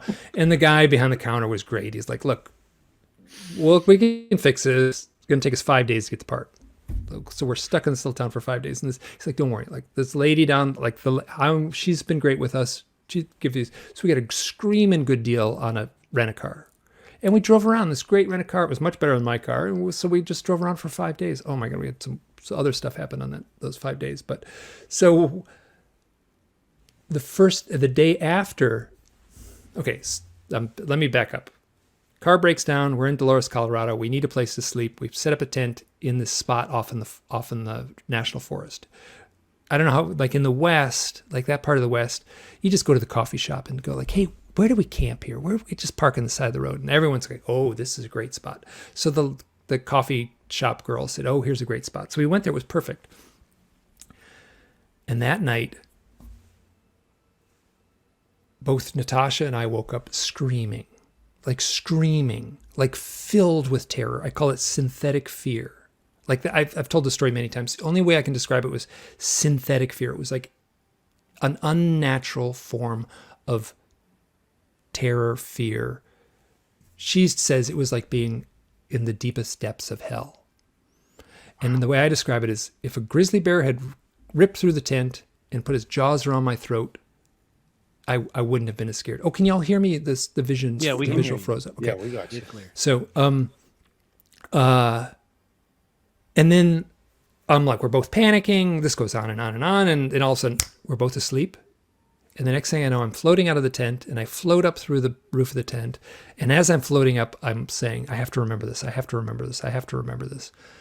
And then I'm in this white realm. And then I hear Natasha's voice say, "Mike, you're floating." And whoosh, I'm back in the tent. So and now I'll say this, I do not think that's what happened, but that is my memory. The memory is very clean and theatrical. I don't think that's what really happened, but that is my memory. The next morning I woke up with a big scratch across my chest. And the next day we did a sweat lodge ceremony with, I don't want to use the term shaman, a Navajo elder who performed a sweat lodge ceremony, which is a metaphoric death and rebirth. You go into the sweat lodge to die to the heat. You give yourself over to the heat. You surrender to the heat, and then you are reborn when you emerge from the sweat lodge in a metaphoric way. So the story begins with, "You can't leave town or you'll die," and it ends with a rebirth, metaphoric death and rebirth with I'll say a shamanic ceremony of a sweat lodge, which is the kind of stuff I love. So there's the 2 points. That's one on each end. The one in the middle I had to figure out. I was like, oh, I did this camping trip with Natasha there. We were driving around the West. That was the year later in 2011. Natasha and I were dating over those years. And we camped on the side of the road in this place called the Burr Trail Road in southern Utah. And she's from Germany, and she was traveling there. So she had jet lag, and I had been driving all day and I was tired. And it's this beautiful spot. And she says, "Mike, I can't sleep. She wakes me up. I can't sleep." It's like, "I'll take a walk." And I'm like, "Oh, okay. Is this safe here?" Like, "Oh, this is a safe part of the world. Don't worry at all about here." So she goes on a walk. She describes it as if she is sparkling. That's what she says. She said, "It was so magical. I felt like I was sparkling. I had my flashlight with me. I didn't need it. The starlight was all I needed." And she's walking along the road. And as she's walking, and we traced down the map, she wasn't very far from me, less than a quarter mile. football field or two away. I'm laying there in the sand, listening to the sound of a great horned owl in the bush right next to me. It is so loud. It is so loud. I've heard a lot of owls. I've never heard one that close, that loud, and I couldn't see it. I sat up. I looked in this bush. It is right there. It is so loud. Like when I started like trying to make sense of these interconnected stories, it is so similar to the coyote. So here are these two archetypal animals, powerful to the landscape, to the Native American landscape, to the people, the owl and the coyote. Sort of the now Natasha comes running back. It's like, Mike, we gotta go. Like, what? She said, when I was out there, I was looking and there was a like on the edge of the road, there was this light. It was there, and I thought it was someone with a flashlight. And then I realized it was a floating orb. And it floated towards me and then grew really big and poof, it exploded and flashed and is gone. And I got really scared. We got to get out of here. And she told me the story like, oh, okay, let's get out of here. So we drove off. So when I made a map, right? So I got the one point. I'm very good with maps. I found exactly where I was at this one point to the GPS coordinates to the inch. GPS coordinates to the inch at the other point in the map. So you have 2 points in a map. Pull a string really tight. I zoomed in on the spot where I was and I put a line between them. It lines up to the millimeter. Like in the olden days, right? Like, It's crazy. like before Google Maps, if I took a big paper map and of southern Utah and a big long ruler and a really, really sharp pencil and connected these three things, that pencil line could be a mile thick.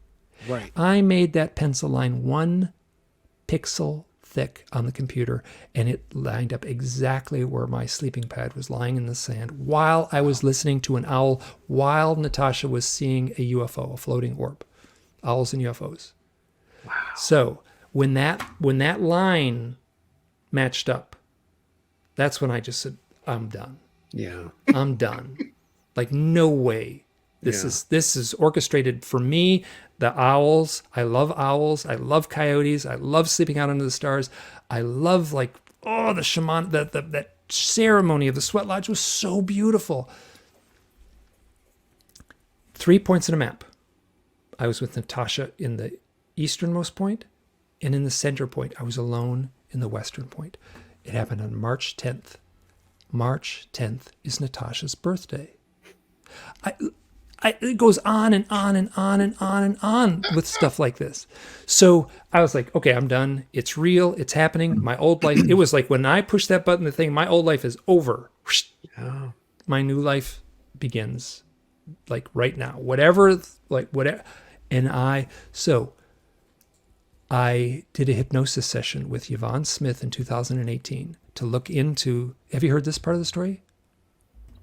Okay, so But go ahead. Okay, to look into this, I did hypnosis session with Yvonne. Now, so your listeners, like, let me, before I say this, like, I am very skeptical of hypnosis. At the same time, do you know who Mac Tonys was? He was a researcher. He's a researcher. He wrote a wonderful book called The Cryptoterrestrials. He died at 32, at a very young age of an undiagnosed heart. Yeah, Yeah. you know the book.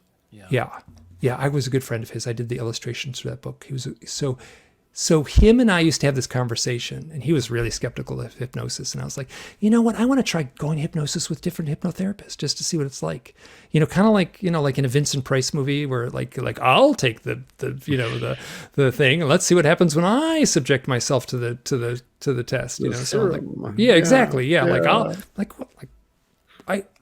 What could go wrong? What can go wrong? Exactly. So like a lot could go wrong, obviously, but at the same time, I'm skeptical enough of my own experiences and stuff not to get sort of dragged down.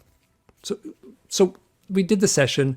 At the beginning of the session with Yvonne, I said, I want to look at this one night, March 10th, 2013. Oh, Yvonne's in California. I was traveling to California. I knew I was going to be there in August, like in July or June. I called her up, and we'd met a few times at conferences. So I called her up in the morning. She answers the phone. She said, Yvonne, I'd like to make an appointment for a session. I'll be there in August. And she said, Mike, what a nice surprise.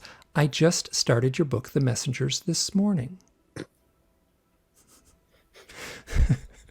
So I say, okay, let's talk about this one night of March 10th, 2013. No fear associated with it. It's this wonderful night under the stars, howling coyote, pretty stars.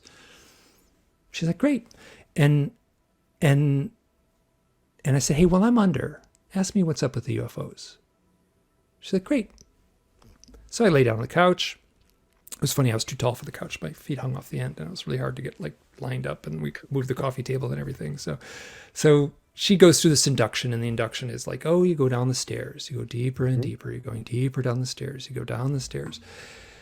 And she's got this soft voice. She's been doing this for 25 years or something like that. And so she's like, okay, where are you? I'm like, I'm on the side of the road. I'm sleeping on my sleeping bag. I got my pillow. The stars are pretty, and my sleeping bag's warm. My car's right there. And she said, okay. So I said, well, what happens next? And I go, it's them. Oh, wow. It's them. I know it's them. It's them. And I was seeing the black behind the bush. And I'm like, and then the next thing I know, I'm looking down at this round structure. I'm floating above, and I'm looking down at this round structure. And it's obviously the round structure on the hill with the lights around the edge. I'm like, it's dark. It's got lights around the edge of it. I'm looking down at it. And I go, and I think I'm still in the sleeping bag. And she goes, are you out of body? I don't know. I'm looking down at this thing, but I think I'm still in the sleeping bag. And the next thing I know is I'm walking in this hall. And I'm in this hall, and this hall is kind of curved, right? So it's like, essentially, it's like if you're inside a round flying saucer, and there's one hallway that runs around the inside of it, and I'm walking around this smooth hallway, and I'm seeing this in kind of like flashes. It's not like I'm seeing it as a video, but it's like clips and flashes. And my first thought is like, I'm 6 foot tall. Like, I'm not tall. I know just what it's like to be 6 foot tall. I'm not tall. And she goes, look around. What do you see? And I look to my right and my left, and there's gray alien beings right and left of me, and they're the same height as me. And she, as calmly as can be, says, look down at yourself. And I look down. I got these long, skinny fingers and this space suit on, and I'm like super skinny, and I'm like, I think I'm a gray alien. Now, let me back up a little bit. I do not think this happened literally. If it did, like, I'm going to be like, wow, I'm super cautious. It's a great story, but I like where the truth lies, I give up. But it's like, I pay attention to the power of the story. I'm not going to go there, whether it's true or not. So all of a sudden she's like, what happens next? Afterwards, I asked her, does this happen? Like, people think they turn into a gray alien on this craft? And she went, all the time. All the time it happens. Like, okay, so I had asked her that afterwards, but I didn't know that at the time. It felt so normal. Like, okay. We actually, in the moment, I said, it felt like I in my astral form, just like whoosh, dropped into the craft and like went right into a rubber suit of a gray alien and started walking down the hall. I don't think that was the vision I had. I don't know if what happened. So next thing I know, I'm in this conference room. And the conference room is got like ugly gray carpeting and this drab beige wallpaper and ugly fluorescent lights. Do you know, like on Saturday Night Live, they have the 3-sided set, like a really cheap set. It's got 3 sides. It's got 2 walls, a back wall, and it's facing out. I never saw the other side of the room. Okay. I was in a 3-sided set. It was theatrical. It was theater. Wow. It was cheap theater. It was like the lowest grade. So like there was like plastic folding tables and folding chairs, and I was facing this table, and on the other side of the table was like 8 or 12 beings, and I couldn't quite see them, but they were gray aliens. I didn't see them, but they were sort of fuzzed out. But wow, that's my impression of what they were, and it felt like there were 2 beings behind me. So I talked to a near-death. I told this story to a near-death researcher. And I said, there was these 2 beings behind me. And she went, 2 beings behind you at the ritual setting where you're meeting the sort of entourage, where you're confronting, where you're having the meeting, and there's 2 beings behind you. Very common. I'd never heard that before. No, really? Yeah, so she's fully immersed in her name is Sharon Roulette. And she said, the beings behind you, that's very common. You'll say, there was beings behind me. There was energy behind me. And then I told the same story to a shaman, and he was like, well, you're stretching me pretty far. Like, wow, this story is pretty, like, he's like, if you told me there were 8 ravens at the table, I'd buy it. But 8 gray aliens? I'm like, it's, so that was really funny for me too, that he would be skeptical of the aliens. That's where he drew the line. Yeah, he's like, aliens, I'm drawing lines, but if they're ravens. So I can understand those. So I mean, like, everyone comes into it with their own, like, Yeah. and I've got my own I've got a mess of preconceived ideas in this. And I'd certainly read accounts of people who felt like they were gray beings on board a craft. Like, I was predisposed to that because I'd read it in John Mack's Abduction. It shows up in that. So, anyway, so I'm standing there and I ask these beings, what am I doing here? And they say, you volunteered for this. I'm like, what do you mean I volunteered? What am I doing here? And they go, now is the time. I'm like, well, that doesn't make any sense. What does it mean, now is the time? Why am I here? You volunteered for this. Now is the time. I just kept on. And then the next thing I knew, I got so angry. Like, it is gut wrenching to listen to me on the recorded audio. I've transcribed it, and I'm like screaming at these things, and I'm swearing at them, and I am like, like, these beings at this table, like, you never told me it would be this hard being here. You never told me about loneliness. You never told me about sadness. You never told me about grief. You never told me it would be this hard being here. And the implication was that, like, I volunteered in some other realm to come here and be the person I am, and wherever they are, they're like in this mystical realm of, like, non-material, they're spirit entities, light beings, and you get sucked into this world and you're like, wow, is it? And I was crazed with anger at them. And then Yvonne is like, Mike, why are you so emotional?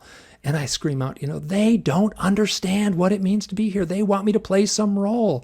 And she said, why? What do they want? And I screamed, they want me to play some role. And I went from the most stressed out, like, veins in my forehead, tense, to just like as calm as I've ever been.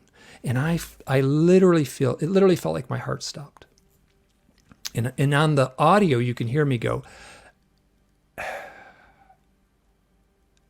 like I deflated. And it was about almost a minute. It's like 45 seconds of complete silence. And Yvonne says, Mike, what happens next? And in a very calm voice, I say, I think I'm back in the sleeping bag. And she asks some questions. What do they want? I'm like, I don't know. What happened? I don't know.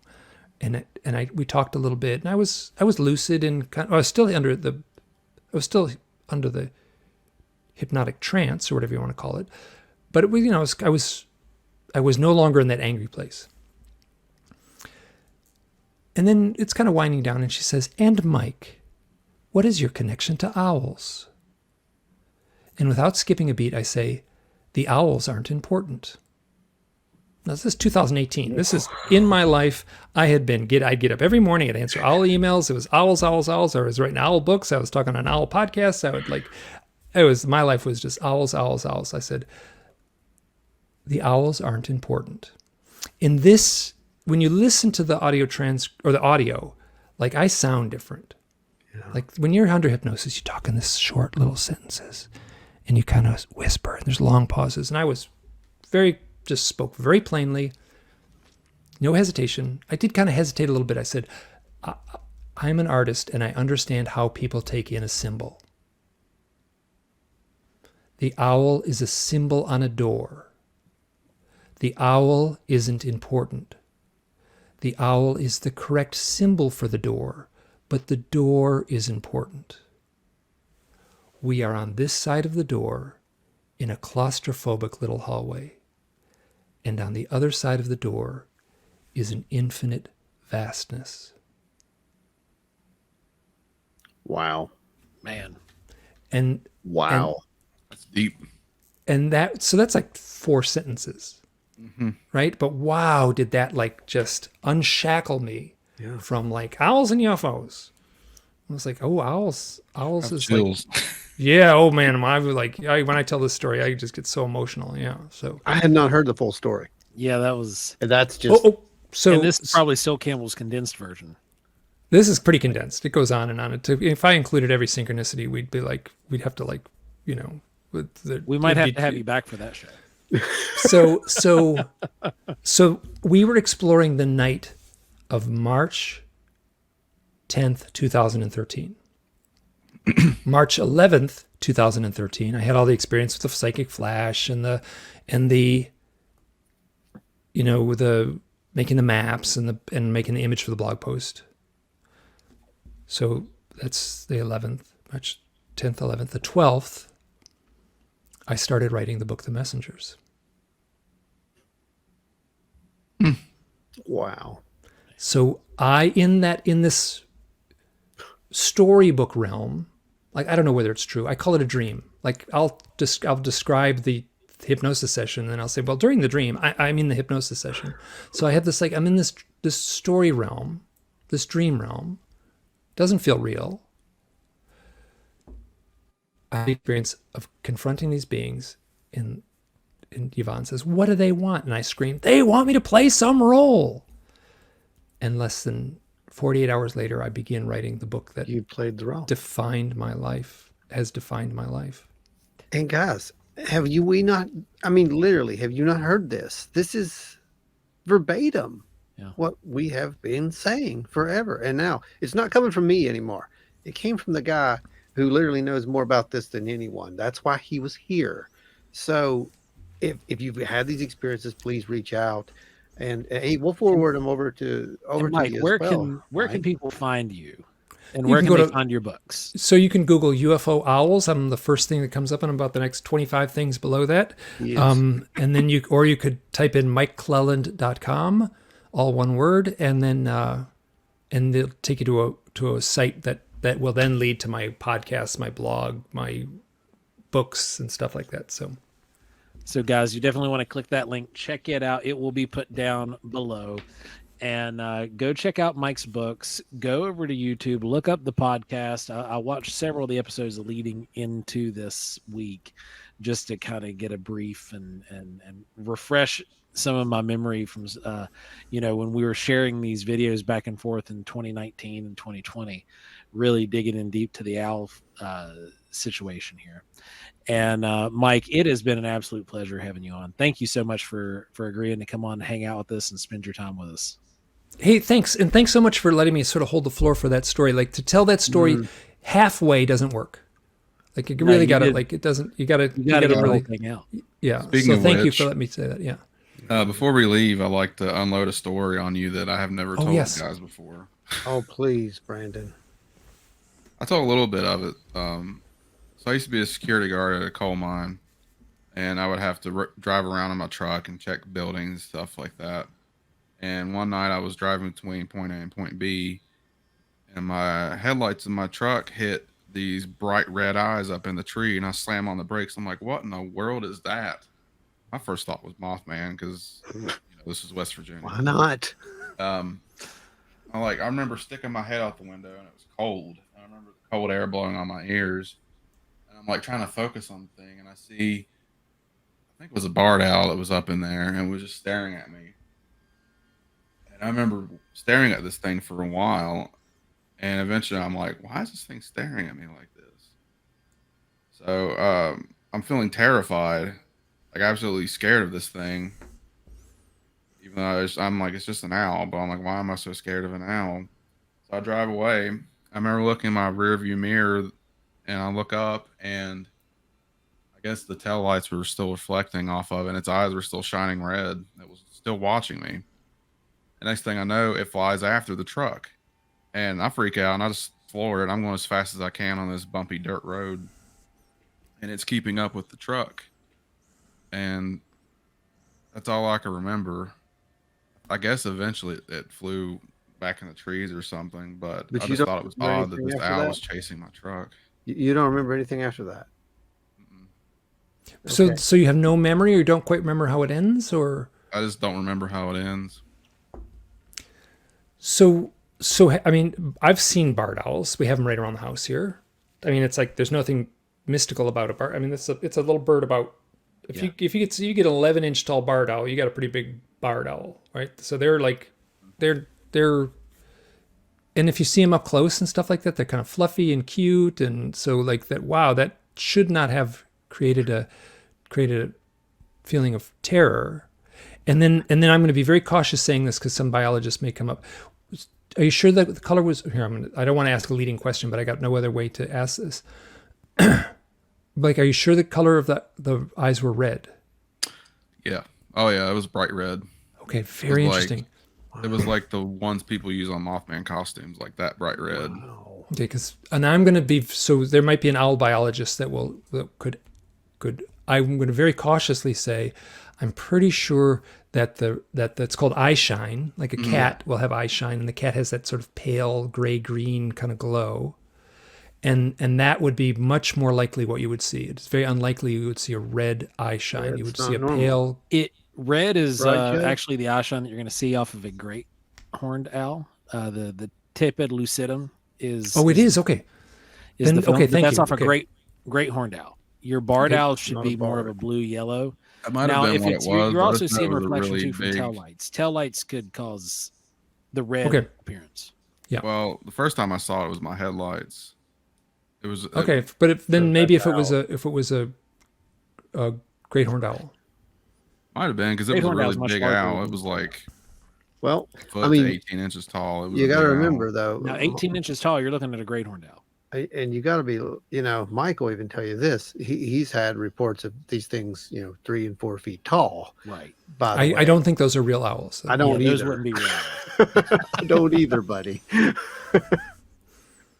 But So wow. so let me just. So what was going on in your life leading up to the event?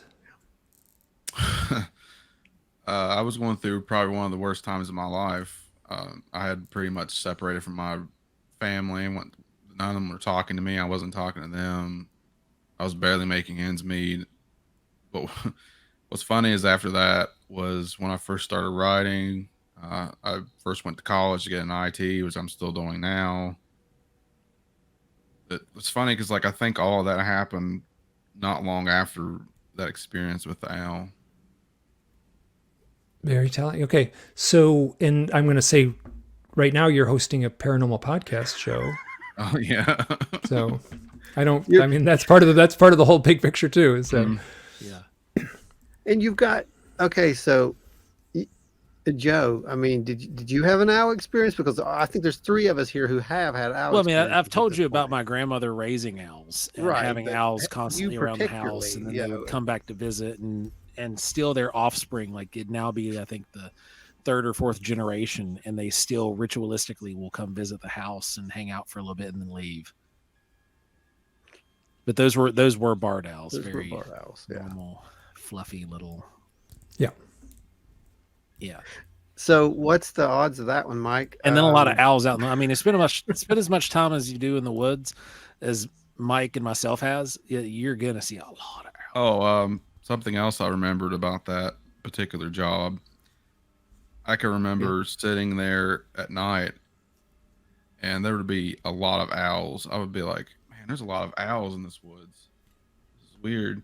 Because normally around here, you might see 1 or 2 owls a month, typically. And I was seeing them every night, multiple owls at this job site as I was sitting there. And you could have been in a roosting area too, like where Maybe. 'cause they'll have old trees that they'll live in, like from a natural perspective. Now it could be something completely different, but just from a natural perspective, like the barred owls will live in the same trees and raise their young in the same trees year after year after year after year after year. Like there's one family that I've been monitoring since 2020, and John Tenney's been monitoring even longer. Where are you? Oh, John Tenney. I know John Tenney. Oh, it's a different John Tenney. This is Okay. our John Tenney's a herpetologist guy. Okay, here. I'm from Michigan, so I have my own. Yeah, John yeah, Tenney but I there, know that so- John Tenney too. Yeah.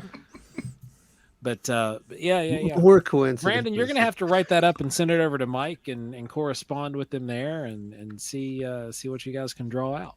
I mean, the Unreal. the fact that you were going through a rough time in your life is very telling. That's George Hansen, who wrote a book called The Trickster and the Paranormal, calls that anti-structure. Like your life was kind of an anti-structure. Your life was not structured, and that's when these kind of events can play out.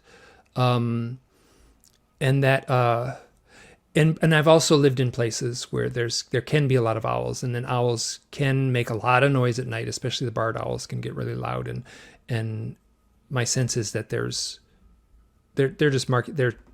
they're vying for their territory, and their owls are communicating within themselves in the forest at night, and it can be wildly loud. Yep. I don't know if this correlates either, but I remember there was an old family cemetery that if you drove past the turnoff point to go up to where the coal mine buildings were, if you kept going straight, there was an old family cemetery just like 20 or 30 yards up the road. I don't know if that correlates too. So this is like, I've never been there. Like I would be really interesting to look at the deeds of what land what was, but I'm only one person. That's tough to do. What I can say is that if I were writing a story and I wanted the story to have a more powerful mood, I would put exactly that detail in. That doesn't make it necessarily a paranormal event, but it does make it a narrative event that has a flavor and mood that I certainly recognize.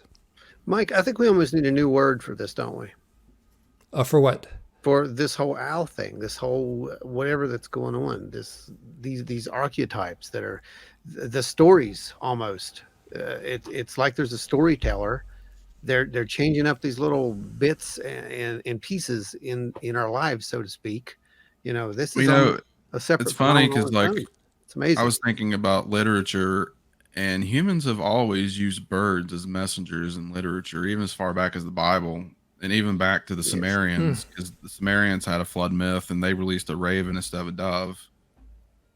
So that's way back in human history. Even as recent as like Edgar Allan Poe with the Raven, and then you also had the movie The Birds.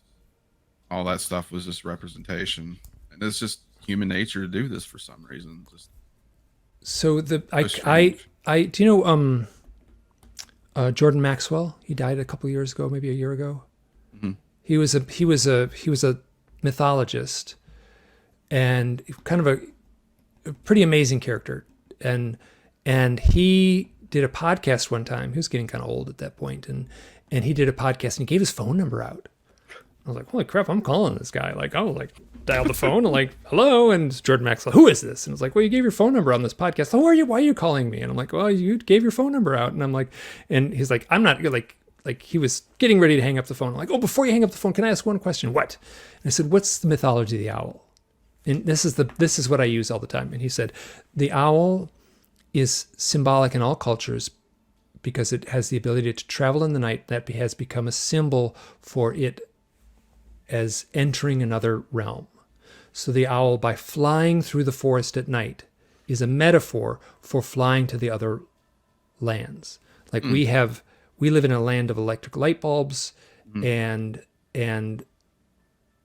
the before the electric light bulb, the forest and nighttime had a much different meaning. So the owl flies into the night and returns with a message, and that's the lore.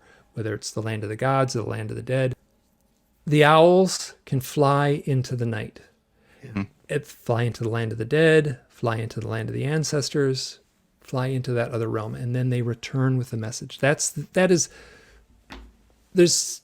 mythologies all over the world, but that's the common thread. That's an ancient mythology. Present day, we have Harry Potter, who has a pet owl that delivers the mail. Mm-hmm. It's a messenger. It's perfect. This is not in some dusty book on a shelf. This is present day pop culture, the most popular set of books in the history of publication. An owl delivers the mail. It is not an ancient myth. It is alive and vital right now, and everyone knows it. It's like so here, J.K. Rowling, if you look at her name, has O-W-L right in the middle of her name. I would not start a new religion on that, but that tells you a little bit how my quirky mind works. So, but I'm saying that this, so you said you wanted a new name for this.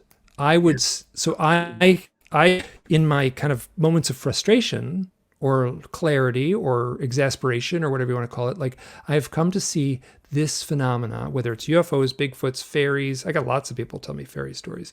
Yeah. You know, this kind of OBE. I'm saying these are the myth makers that have been around with us since the beginning of time are still working their magic. They're still seeding us with a vital.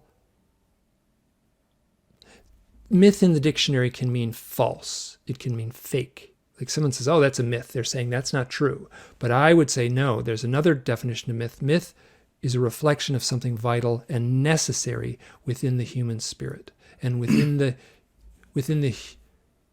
human narrative. Yep. So that's, Agree. Yeah. I'm saying it is the myth makers who are putting these stories out there with such theatrical flair. Sometimes they're terrifying, sometimes they're delightful, but they're here to serve some purpose. I cannot answer what that purpose is, but I sense it in my bones.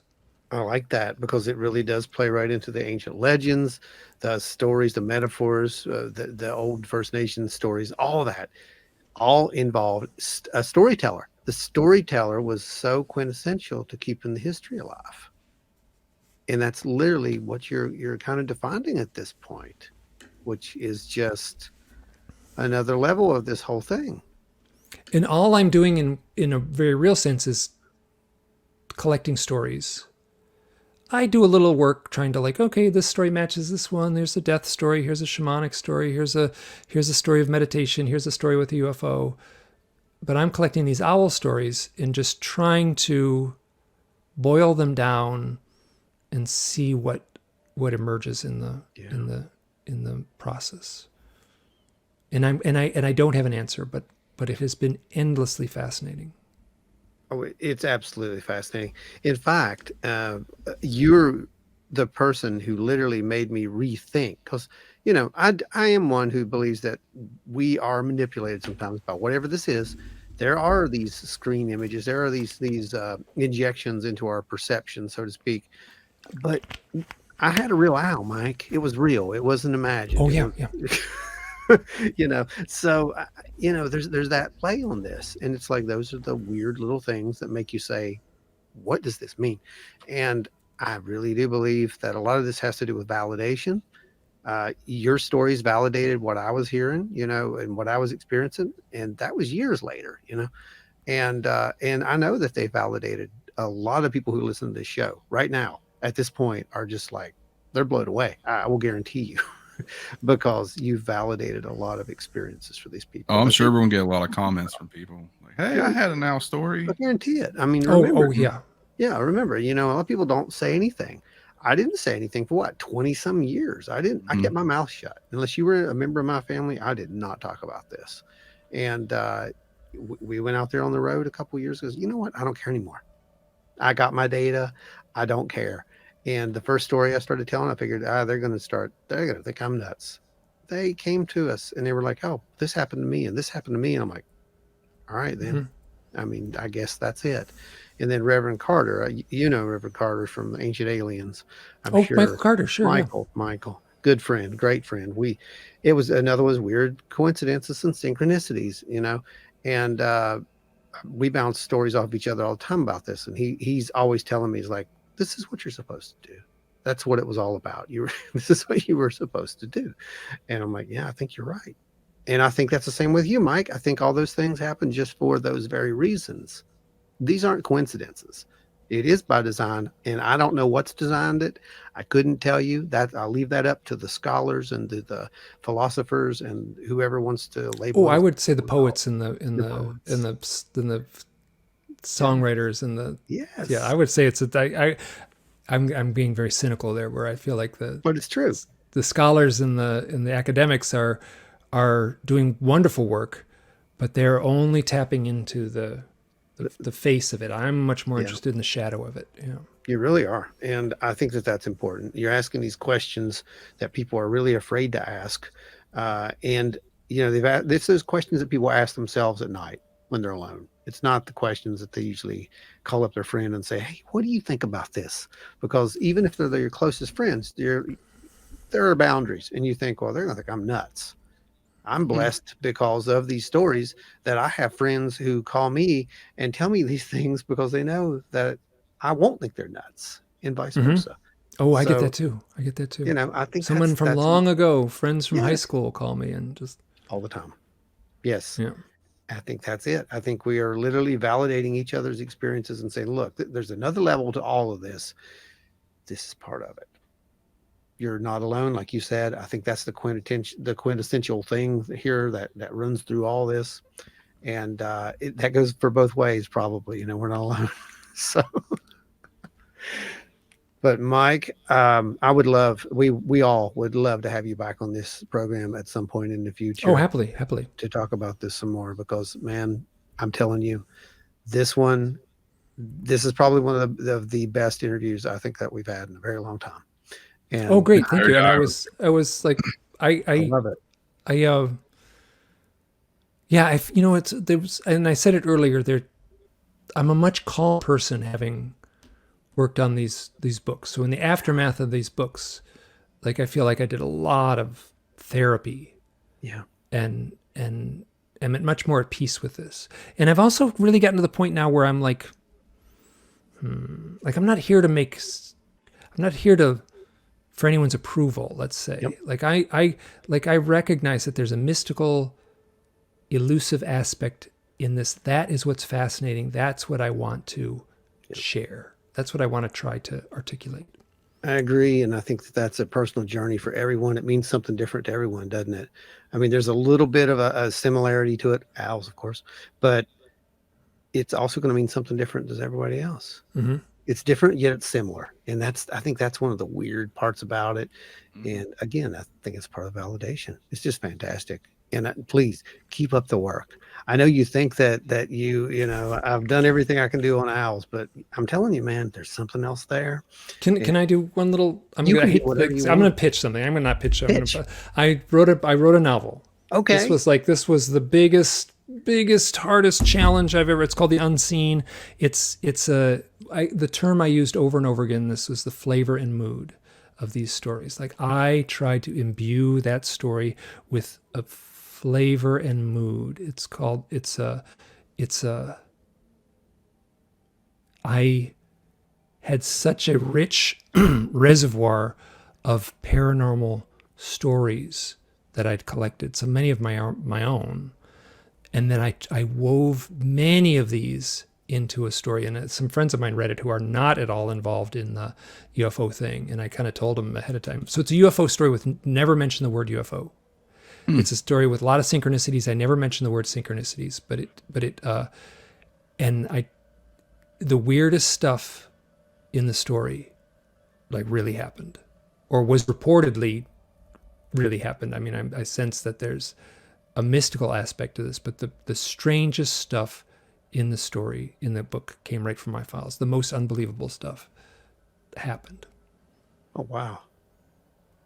All right, so this is out now then? It's out now. It's been out since May. Okay. Yeah. It's been out Selling since pretty May. well. It's on Amazon, The Unseen. The Unseen. Read the reviews. People, like Okay. when I published this thing, I was just like, what am I doing? But people who have reviewed it, like they got it. Like there's a pop culture, like action kind of thriller with spies and romance, but below that there's like a dream of an ancient myth taking place. Nice. Well, there you go. Mike, send if you can, send us any kind of images, anything you want us to put in Okay. here. I'll put whatever up here on the screen, obviously, and edit and post. And we'll see if we can get some more people to understand the message and delve into their lives a little bit more and look back, because I'm telling you guys, you wouldn't believe what's really there. I mean, you really wouldn't. I mean, if there's any kind of instance where you've sensed something, if you've, like Mike said, it usually happens at pivotal points in your life. And I think that might be one of the main parts, the main pieces of your research, that you did find that out.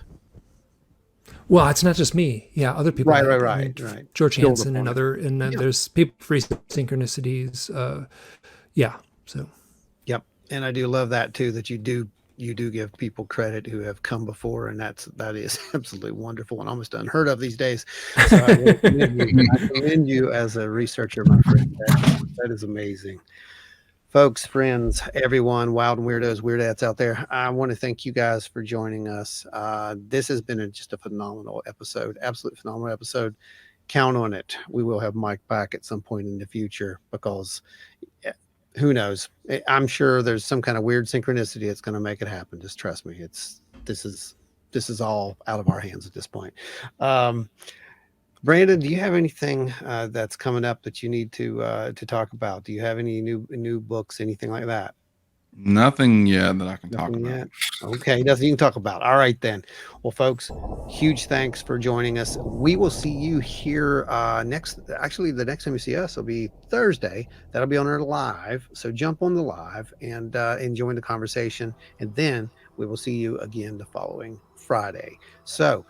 And we'll see you, I guess, out there at CrypticCon because we'll be out there doing the sales for 3 days and presentation and all that stuff. So come on out and enjoy it because it's going to be a lot of fun. Last one of the year, so come on by the table and pick up something or just say hey because that's what it's all about. Till next time, I have no words of wisdom for you. That's Joe's thing because I can say you know what? I'm not going to because it's Joe's thing, right? So let's not do that. Everyone, stay wild and weird out there, and we'll see you next week.